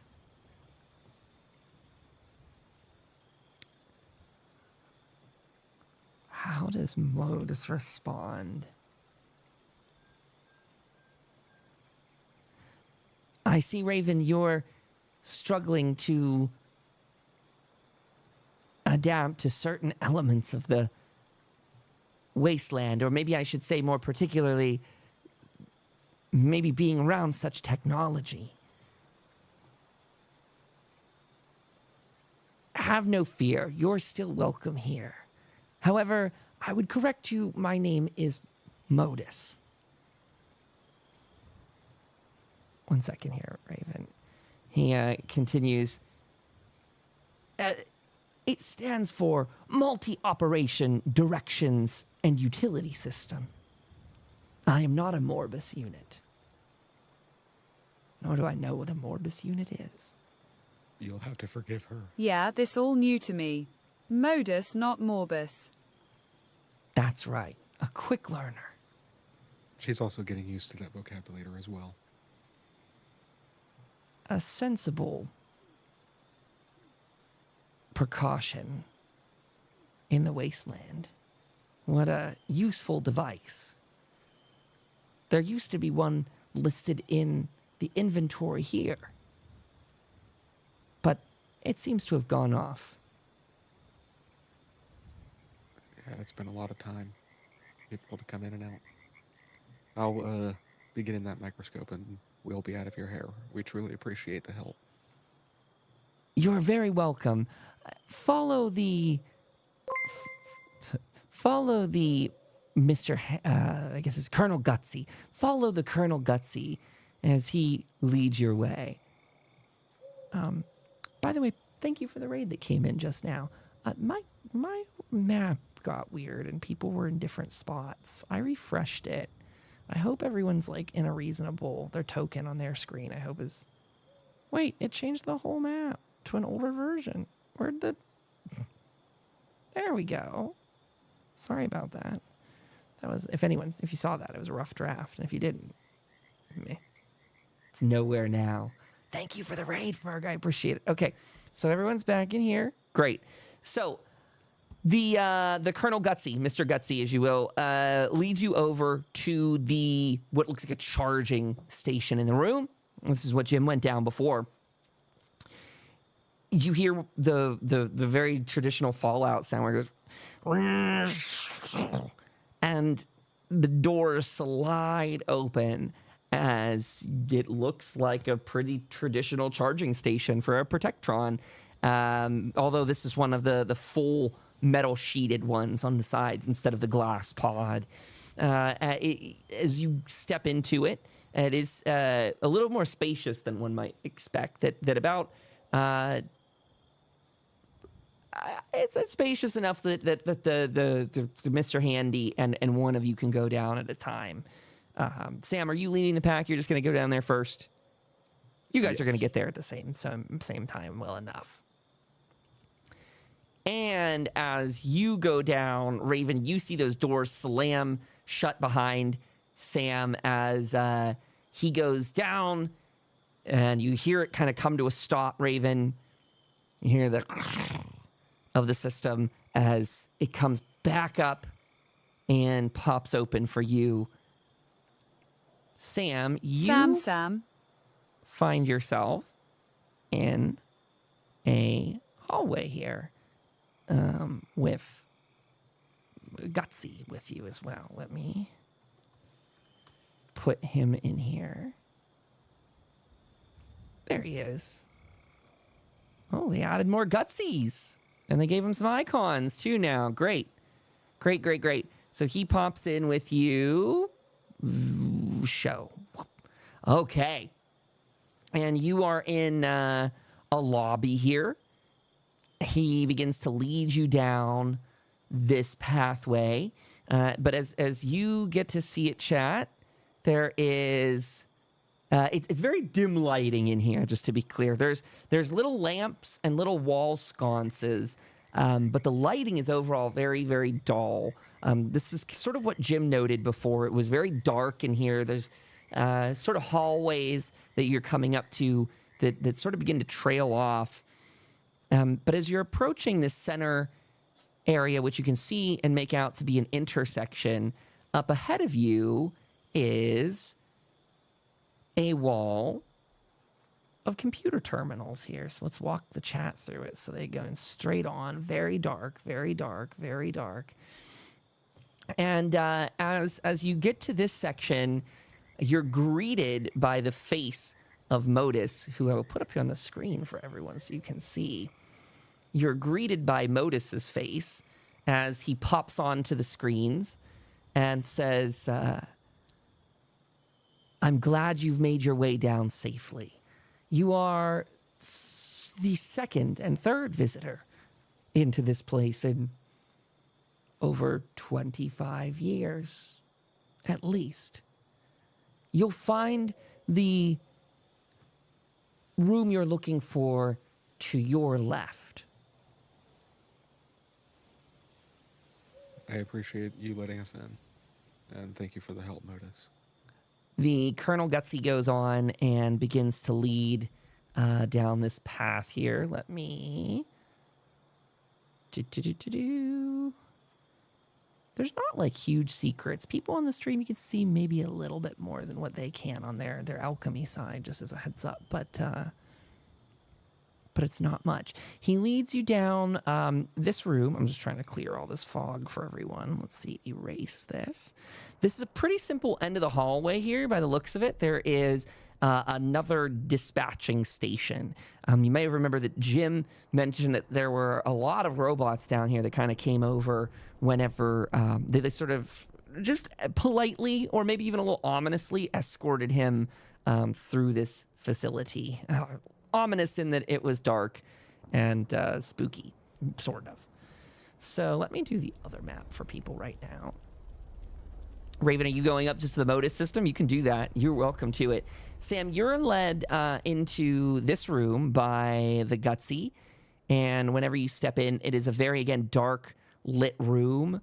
There are computer terminals all over, very untouched. Let's zoom in for people.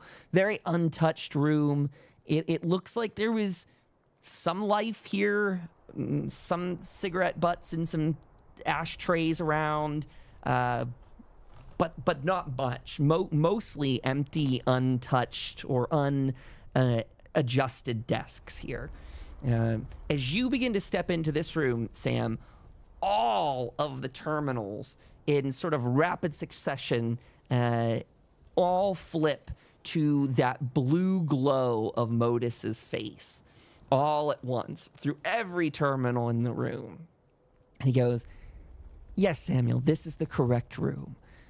You can find it here. It's listed in the registry as being on one of the shelves, possibly to the left or right of my terminal. But it is a little bit tricky for me to see, as you may say.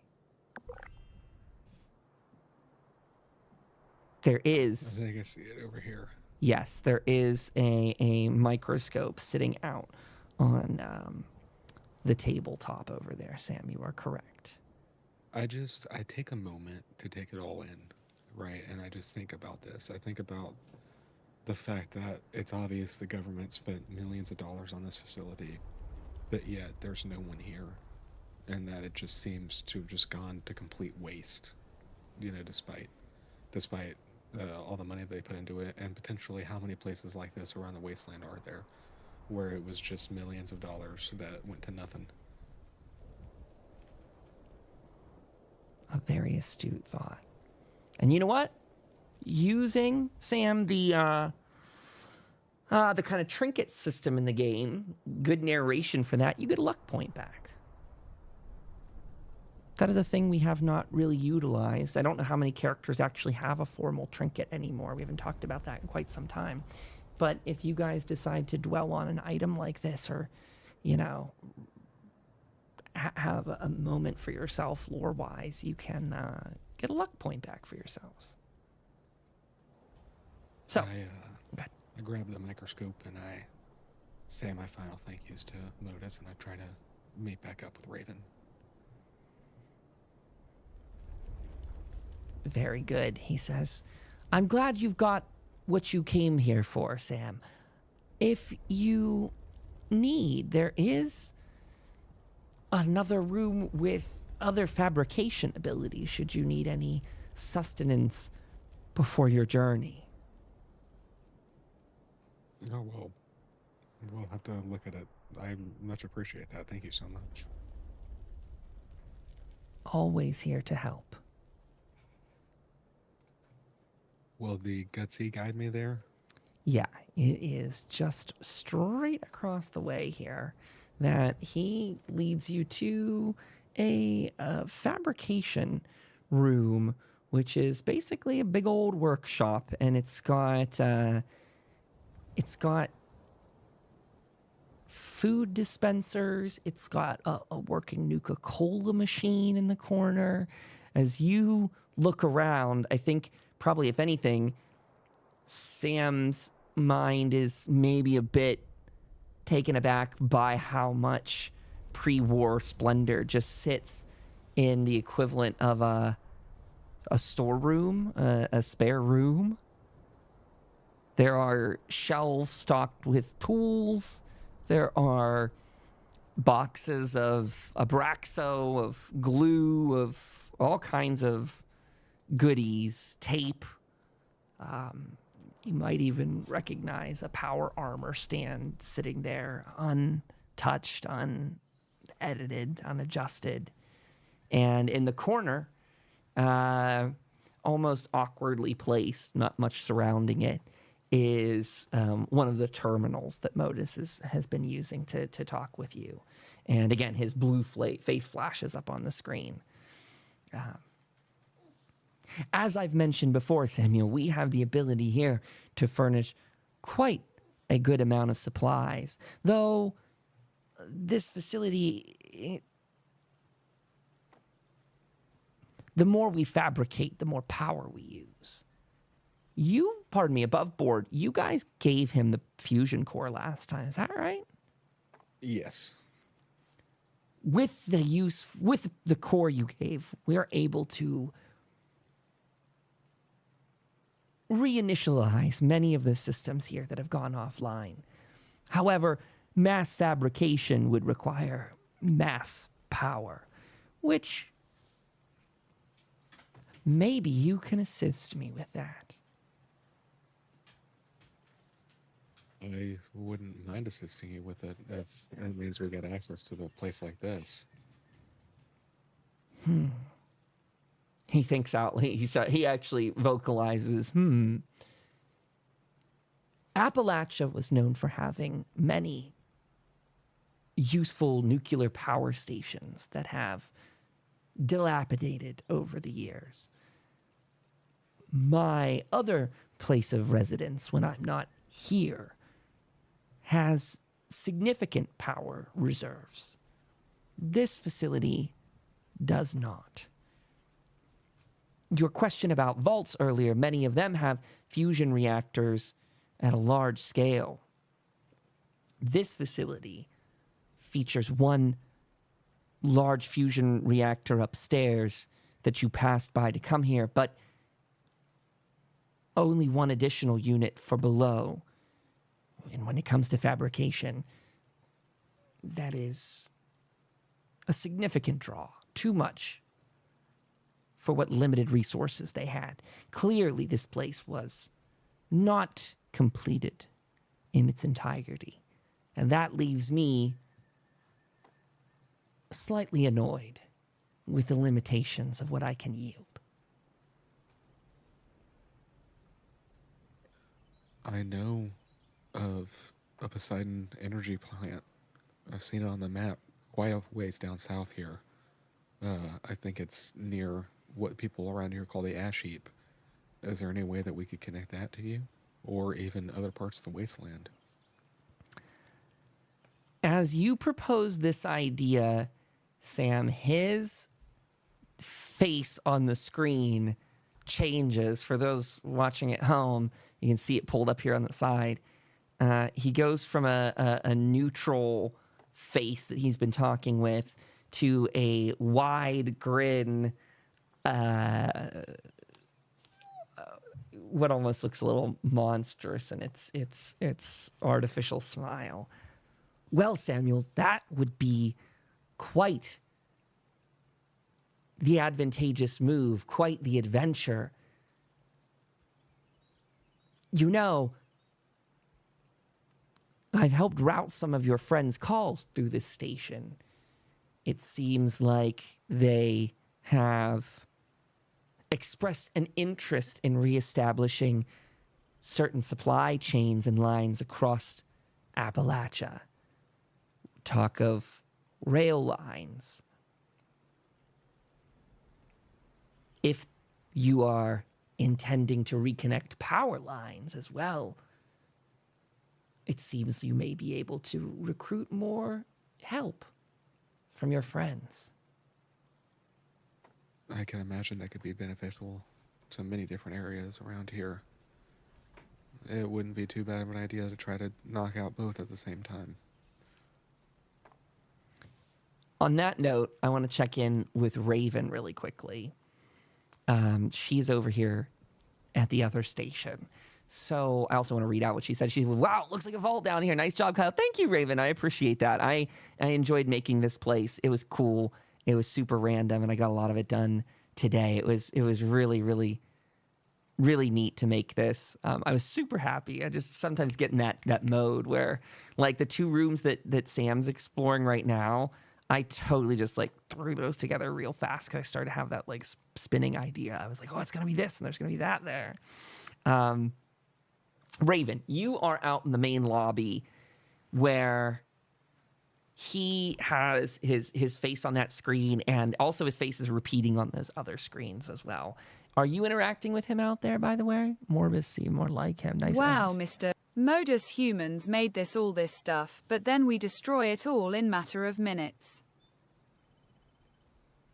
Raven, you don't know how correct you are. You see, I represented a small faction within the previous structure of this country's government, and, well, I can't tell you enough about how burdensome they were. Not to mention how much damage they did. But that seems like a story for another day. I would like to be of assistance to the people of this region in rebuilding in any way possible. And as I gain access to more power to these facilities, I'm certain I will uncover more uses and treachery from the previous administration.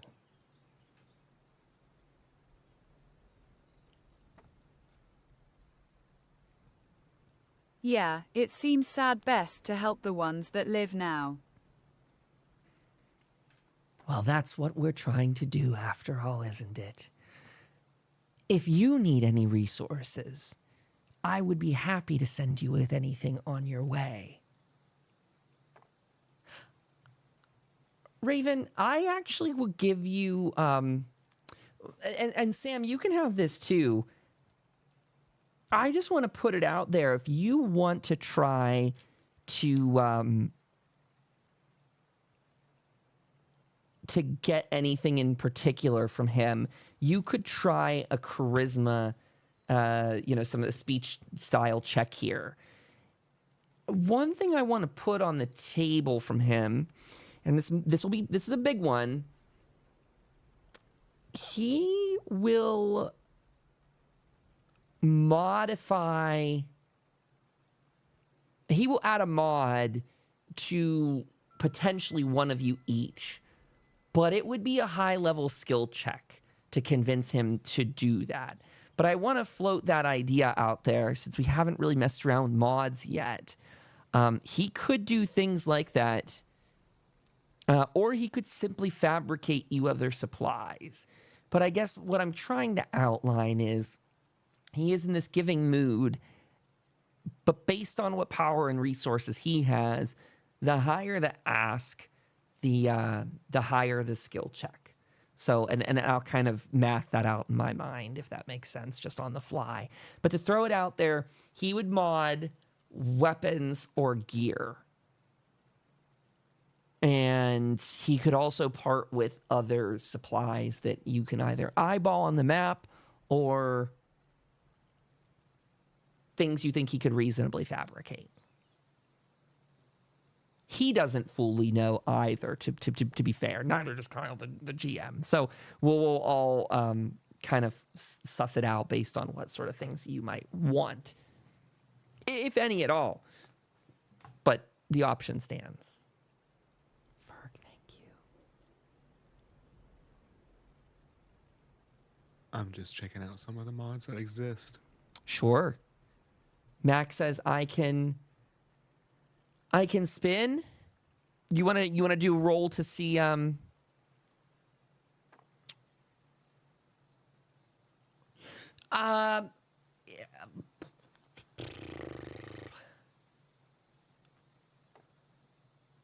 we could do one of oh, you're spinning your icon.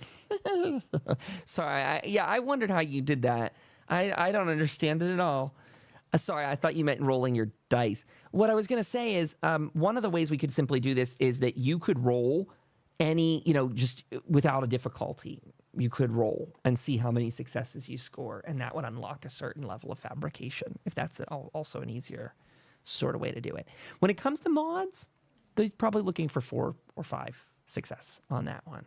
So just to let people know, mods are considered, you got a full pool of 6 AP, just a heads up. But mods are considered one of the things that get really powerful in this game really fast. So just to throw it out there. Raven, this is maybe actually me offering up too. If you want to try and get anything done to your bow was one of those items that if you want to keep it competitive, it might need some mods here in the future to do that. Just as a thought. I mean, you can get some perks as well as you're leveling up, but I'll roll to get Raven an upgrade. She could probably use it better than my combat shotgun, so I'm down for that. Then I'll be real open about it and say, not just limited to the single die you can usually do to assist Sam. We'll let Raven lead.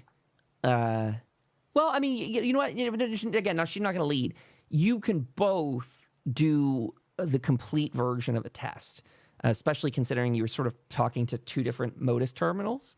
I know Raven's moved her character since then, but you're having that conversation with 2 different terminals. So if you guys want to run that test and combine all of your successes, so what that could mean is if Sam has the best skill, Sam could spend the most amount of AP if you want. If he scores like 3 or 4 wins and then Raven scores like 1 or 2, that'd be pretty good. I will pay 3 to use 2 extra die. Go for it. And you're perking it. Okay, yeah, that's what I was going to mention as well. Great. 3 successes right off the bat. That's really awesome. That's really great. Sam could use, you just regained a luck point if you want to throw that in. But you know what I'm going to do? I'm going to require you to decide what you want to do first, adjacent of Raven doing this. So before she rolls, before because you're sort of, the way I'm headcanoning this thing is I see you both talking to 2 separate terminals, 2 times, like at the same exact time. She's in the lobby and you're in this room. Raven, I'm moving your token back. Yeah, good, thank you. Yeah, you're in. She's in the lobby. You're in this room. You know, you're both getting sort of this option about like, hey, I can, you know, do this fabrication for you. So, Sam, you just have to decide whether or not you want to use luck before it goes back to Raven. For Raven, you could add 2 extra points to your 2 extra dice to your roll based on your AP pool. Did I use my perk to reroll that 18? Yeah, absolutely.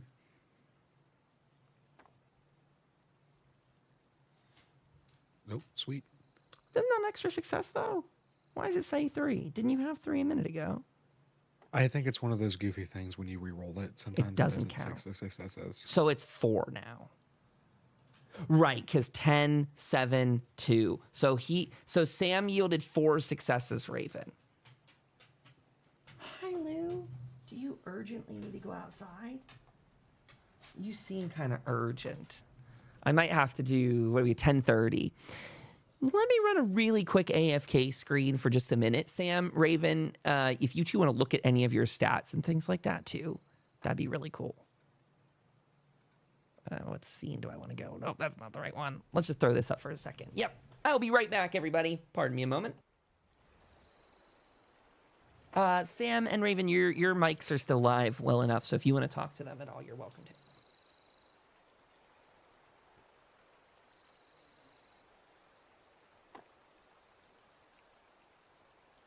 Hello, chat. Yes, hello, chat. I hope everyone is having a wonderful night.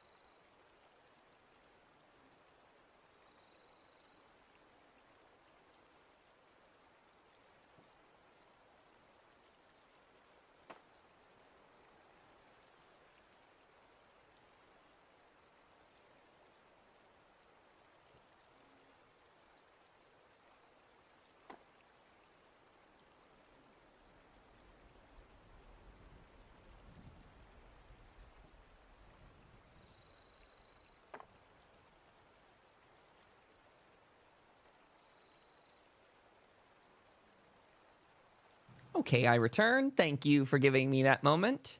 Doggo is in the house now. Okay, so Sam, you got 4 successes. Raven, you can roll yourself a speech and charisma check too. Are you going to spend your spend? Whoa! Okay, great. That was a good spend then. Okay. Right, because she does not have a very strong charisma skill, huh? So great dice spend. You did get 5 out of 5 on your setup there. So looking at bows, I'm trying to jog my brain. Where do the bow stats sit? We may even workshop stuff if you want to thematically stay with a bow, just before we even get into like the nitty gritty of this stuff. There are a couple mods that can be put on a bow. There's a compound frame, there's iron sights, there's glow sights. Okay. Most of them do not affect damage. Yeah, Macking a charmer, that's funny. Most of these don't affect damage. There is the compound frame that adds 1 damage. It removes the recoil effect, which actually would mean your character could be less strength focused if that were ever an interest. But it does reduce its fire rate by 1. So it would just mean you could fire 1 less arrow at a time. Those are the ones that are on there. Having scored so well on this test, and you being a strong bow person, I would also offer up some homebrew options here as well. I think making your bow competitive is probably adding about 2 more combat dice to it is realistically an option. So a raw damage increase of 2.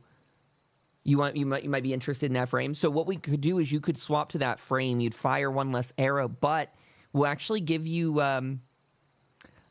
And pardon me, I don't know what I'm going to do on the math here. Can you roll an attack right now from your bow, Raven, just so I can be familiarized with its stats and damage? I forget how many it rolls right now.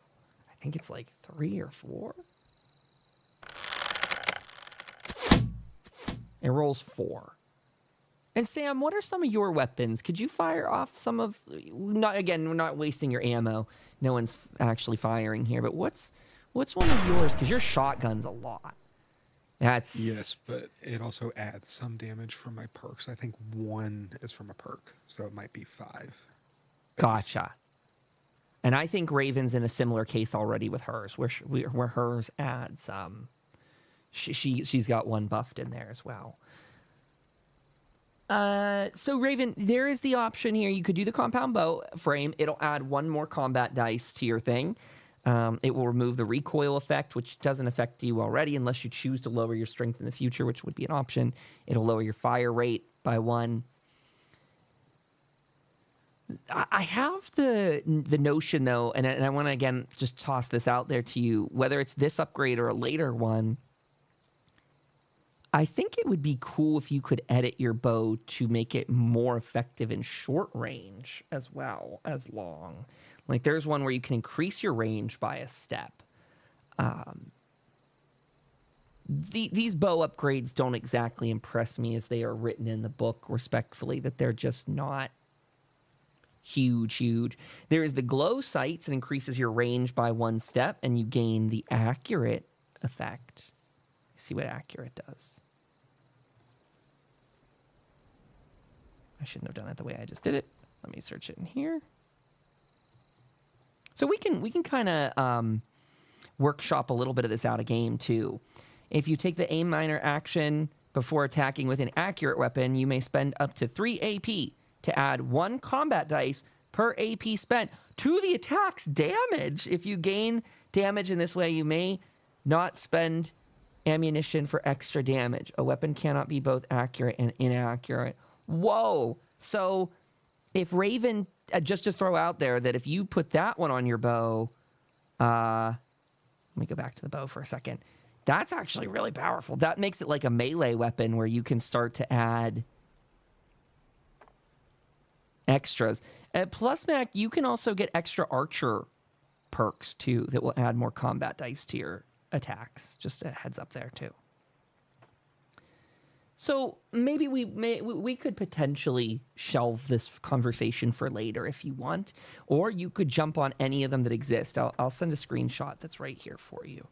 These exist, but I would also be, again, open to workshopping some others, like a range shortener, or even adding maybe an extra combat die of damage upon it. Though, if you take the compound bow mod, that actually pairs really well with glow sights in the future, because glow sights mean you can't use a fire rate.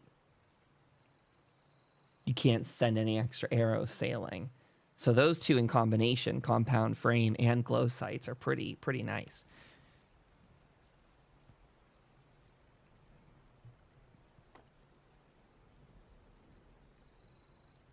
I will take the compound mod. Okay. Very good. Modus, you have this conversation with him. He asks, what all your ambitions and goals are for gear. He offers you some options. And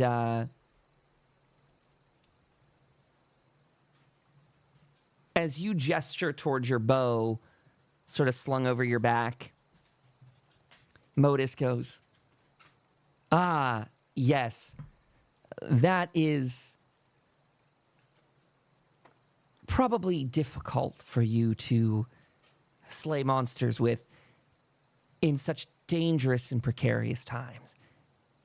If you were to allow," and at this time you see that the one of the Colonel Gutsies comes up behind you.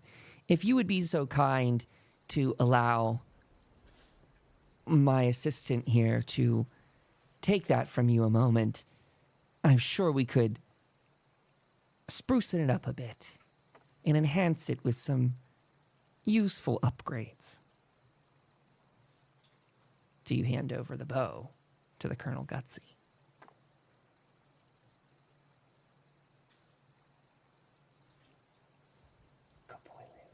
Sure, Mr. Modus. The Gutsy reaches out. "Why, thank you." And he zips off. He goes down the other hallway. And Modus says, "Well, as you wait for upgrades, you could join your friend Samuel in the other room, or you could remain here until he ventures outwards."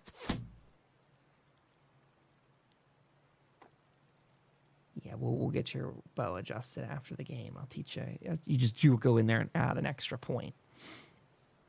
So you go down the way and you come into the room there, coming up behind Sam. Let's zip over our people in the audience. Going down the hall and up and over and into the supply/food storage area here. And Sam, as you're having your conversation with Raven, with Modus, Raven comes up over your shoulder here. Welcome back, Raven. How'd it go?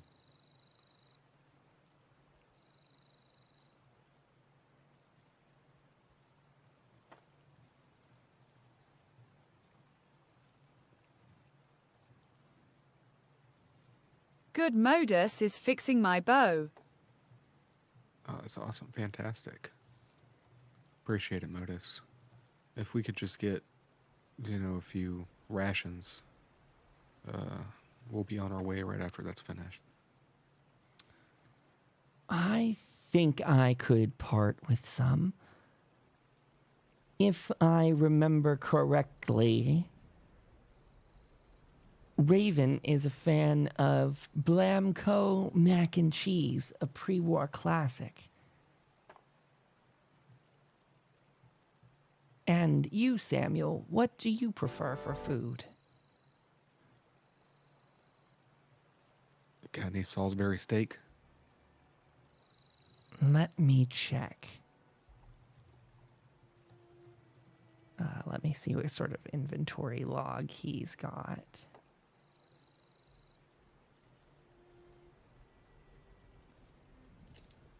just rolling some dice here, just to see what he has on hand. Okay.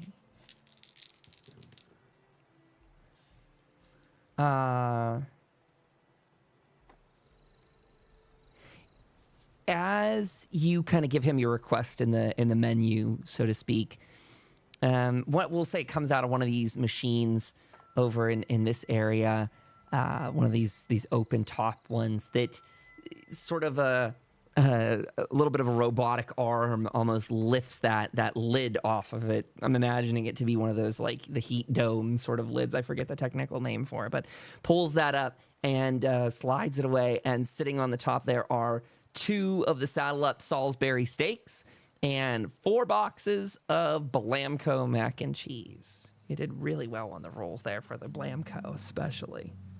Fantastic. So 2 Salisbury steak, 4 Blamco. If you need any water to rehydrate your sustenance, there's water at those taps as well. Thank you, Modus. Certainly. Anything I can do. This gives me a purpose, something to occupy my time. Also, Wow. whenever you decide to pursue the power plant further, if you are able to give me some notice, there is a likelihood that I could further facilitate your journey, though it will be long and potentially deadly. More deadly than the rest of the wasteland. Well, we will certainly keep it in mind. We have quite a few things to knock off the checklist, but I have a feeling that we'll be seeing you again sometime soon. Good. I hope you both will stay alive longer. And that our friendship should be lucrative and fruitful for both of us. One last question that I have for you, Samuel. When are your associates planning on rehabitating the upper portions of this facility? I have expended resources to repair the damage incurred on the wall from the last visit. Nothing more than a structural destruction. But if you are planning on having people here, I would be interested so that I know when to open my doors to them and what areas they may want to access. Once I get back to Hope, I'll mention it to Tom. We're having some trouble in the town right now, but after everything kind of settles down, I'm sure that they'll be able to send some people up this way. Good. It would be lovely to have these areas reoccupied again. And I'm sure it could be very beneficial for their expansion throughout the area.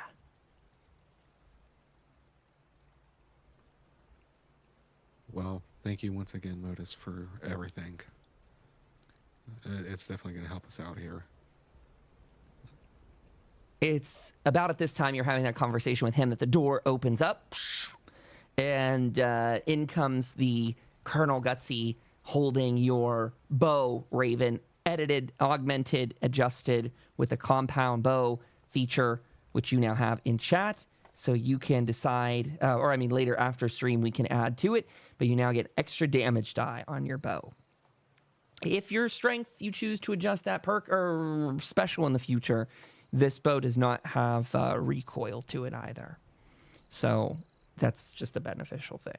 Other weapons, of course, still have recoil, and strength can be useful for that and many other things. Mr. Modus, do robots eat food like us, or do you use something else for fuel? And thank you for the new bow, this look great. To answer your question, all robots have different sources of power. Some are powered by fusion cells, others by internal batteries. Mr. Handy's are notorious for using a specific fuel. This place is powered by fusion reactors, as you saw upstairs.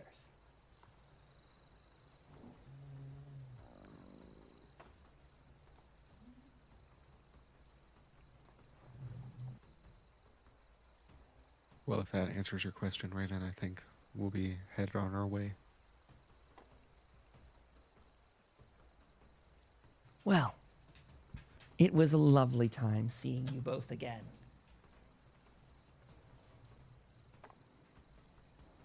It was good seeing you too. Hopefully, we'll be able to keep our relationship beneficial in the future and get this stuff going.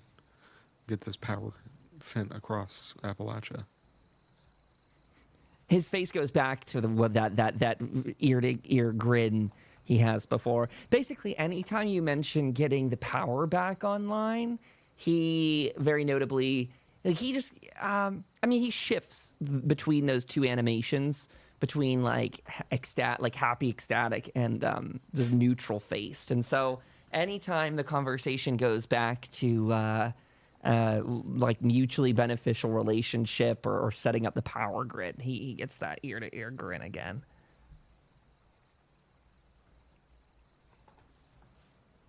So don't feed Al mac and cheese. It would not be beneficial to feed your robot mac and cheese. Though I may have something here that could be of assistance to you.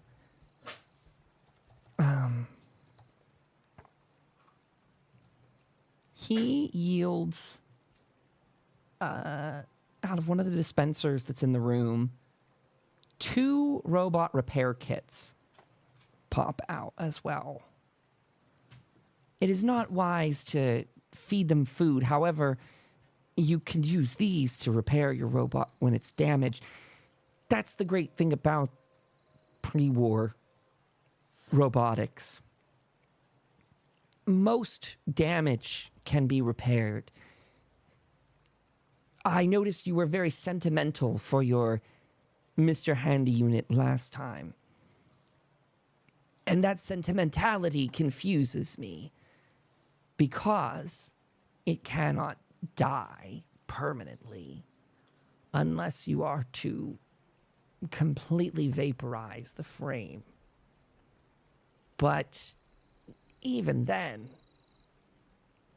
most Mr. Handy units are default factory settings. Any aberrations added to their personality are symptoms of their environment. I suppose the same is true for you as it is even for me.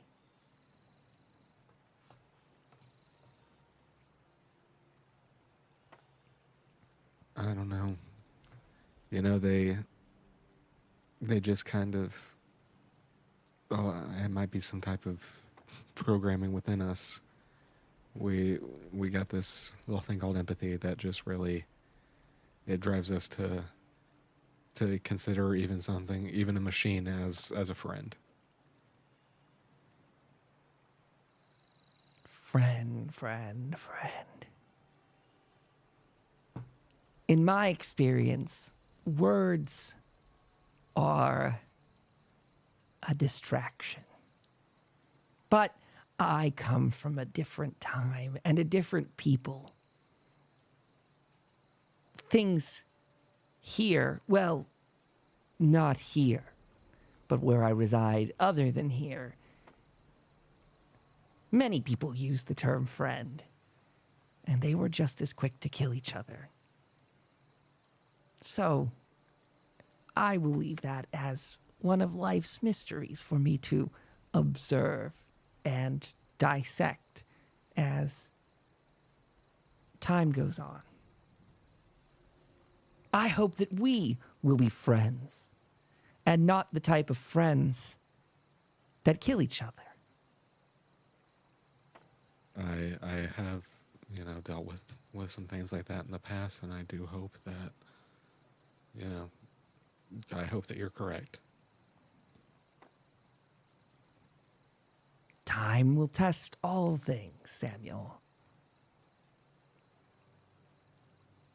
When he does mention that about friends killing each other's friends, I do think back to a time where one of my good war buddies betrayed another one of my friends while we were out there. And it just sends a shiver. And I hope that I never see anything like that again.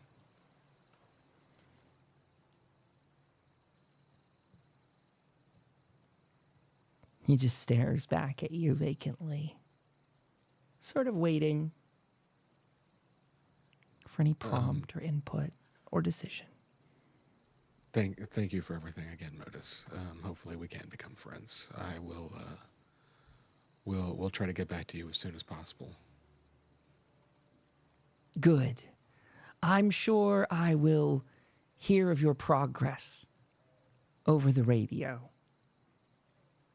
And as he sort of says that, the Colonel Gutsy opens up the door, or stands in the way of the newly opened door, sort of waiting for you if you want to follow. If you go towards him, he's going to continue to lead you, but he's sort of just patiently, almost very drone-like. Like these robots. Raven heard it speak earlier, but they're not fully autonomous things. More like hive drones, sort of following the lead of Modus. So, as you say your parting words to him, the Mr. Handy, Colonel Gutsy, whatever his name is, leads you out and up to the elevator.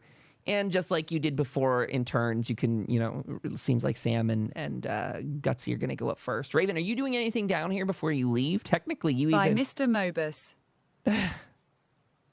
Modus. If you wanted anything, like if you're poking around the desk or anything like that, just to say that is all there, but you can do as you will. If you don't want to, that's totally fine too. You can go right up the elevator. Which brings us to a really good spot in this episode. We are 5 minutes till about our conclusion. Sorry, Modus. Says that right before the elevator door closes. We have 5 minutes before we begin to wrap this up for tonight. So with that being said, thinking that we have Jim back next week and already having a very established game plan, unless people here want to do a little bit more like role play with that scenario, my thinking is you're probably at a pretty safe spot if you sort of want to fast travel of sorts over this next, when we take our leave here, that your characters would probably travel, like we'd said. I'm going to pull up the map here just in a second. But your characters would travel the whole way back down. That gets you at a pretty great time because, as you well calculated before, you got to. We'll also say if you guys want to eat any of your food or anything like that, you have time to do so now, to drink or any of the rest, and that's all included in your travel. But you can make your way down, and your goal right now is basically to wait at the Red Rocket station until the dispatch from Hope gets your way. Yes, and also I was gonna say, is Jim okay at this point? Has he healed up, or are we gonna wait for him to get back to like roll or something? No, he'll be healed up completely whenever he's back. Maybe he could just roll with the caravan that's leaving Hope, and we can all meet up at the same time, and then that way he can be with us when he gets back. I like your thinking, because I was thinking the same thing earlier, but I thought I didn't want to like throw a loop into your plan there. But I like that idea quite a lot. I was thinking to propose that too, that it makes sense that he could travel down. I wasn't sure if you guys, and this still stands, you guys could make the decision. I wasn't sure. And actually, I will leave this in your hands. Do you could have Jim come down and meet you next time, which could be cool because you guys could look at the APC down there. Or you guys could effectively fast travel, in quotes, that you've met with the caravan and you guys could be pulling back into Hope next time. So the question, TLDR, is when we resume next week, is it you resuming at the Red Rocket Station with a newly arriving Jim, or are you arriving at Hope with a newly, just rested Jim? That's for both of you. I think it would be fun for us to meet up at the Red Rocket and like actually physically take the caravan as kind of a quest, because then maybe we can roll some die. We can roll some die and see if anything pops up. Great. That we can fight. I like that, and I like it that I like that being an over the board discussion too, because I think there's a lot of fun in these style of caravan escorts, unlike the NPC ones in video games where they'd always get like stuck on a tree branch. You lose the whole quest because they won't go to the finish line. This takes a very different style. This is going to be a little bit more about like tactical placement on a map. Anytime we do like a caravan thing, that is to say, you guys would want to decide maybe, I'm just imagining here, really truly spitballing that, based on the map I give you, there could be like geographic advantages. You might want to hide your caravan behind a hill. You might want to whatever. You might want to set a trap with landmines. I'm just, again, spitballing. But what I really want to get down to is to say, you guys can always decide to take on one of those adventures. And like you said, we can roll dice and you'll get rewarded for it. But also, if you guys don't want to do that, if you're bored of like caravanning, it is perfectly okay to fast travel, that sort of stuff. Like I will enjoy either, both, but I don't ever want it to feel too repetitive for people. So that can be very much something that you can really flag for me as like a mini game that you want to do. We'll do these pauses and check-ins. There will be times, I have no doubt, that I will tell you like, fast travel's not an option because, there's something else happening up ahead or whatever. There's a plot line that you can't do that. But, for the ones that, again, you very much can, I like that we'll leave that as like an open discussion. So you might get some ghoulies next time that come after you on the road. That'll all be up to the dice. I'm excited. I think the only last order of business is kind of figuring out who's going with it, because I know we kind of talked about that. So, like, is Rusty coming along and maybe like a raider? Yeah, I think Rusty and a raider will go.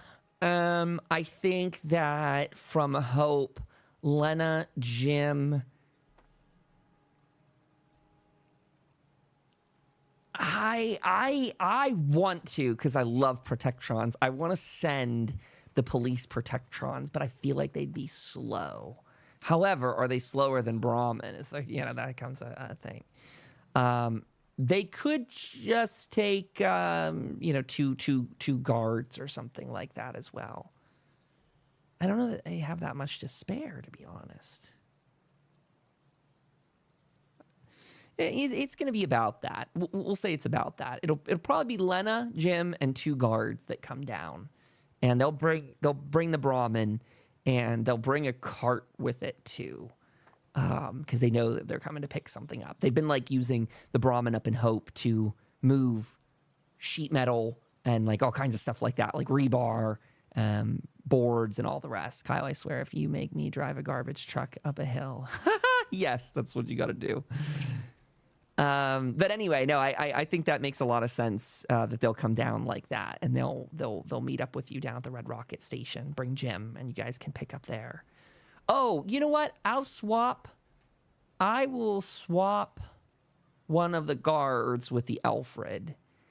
And I do have, we have homework over the next week. Did I send this to you guys anywhere? Is it in our DM chat? Yes, you did. Okay. His stats. Right. Good. Yeah, let's decide on that for next week, what we're going to do. He gets one more perk. Oh, I wanted to flag. There is a perk that's almost like, I would consider it sort of necessary. I'm not sure if I want to homebrew change this. So, Mac, just as a clarification, I know you're going to need to go to bed soon. So this is officially the wrap up. If you need us to know anything about your character, feel free. I have gone back and forth on my understanding of how companions work. when I first read the rules, it sounds like they actually don't attack on their own, that you have to tell them to attack. Then I thought, oh, when you get the perk, then that makes that obsolete. You actually, it doesn't take your major action to command them to attack. They just attack. But now as I keep reading, that's not what it is, that there's actually a perk.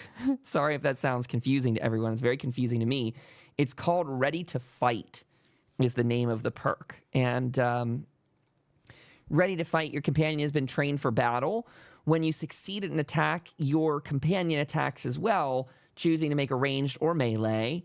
The companion's attack hits automatically, but inflicts half the listed damage, rounded up to a minimum of 2 combat dice. If the companion is a creature with natural melee attacks at 5th level, they get extra damage die.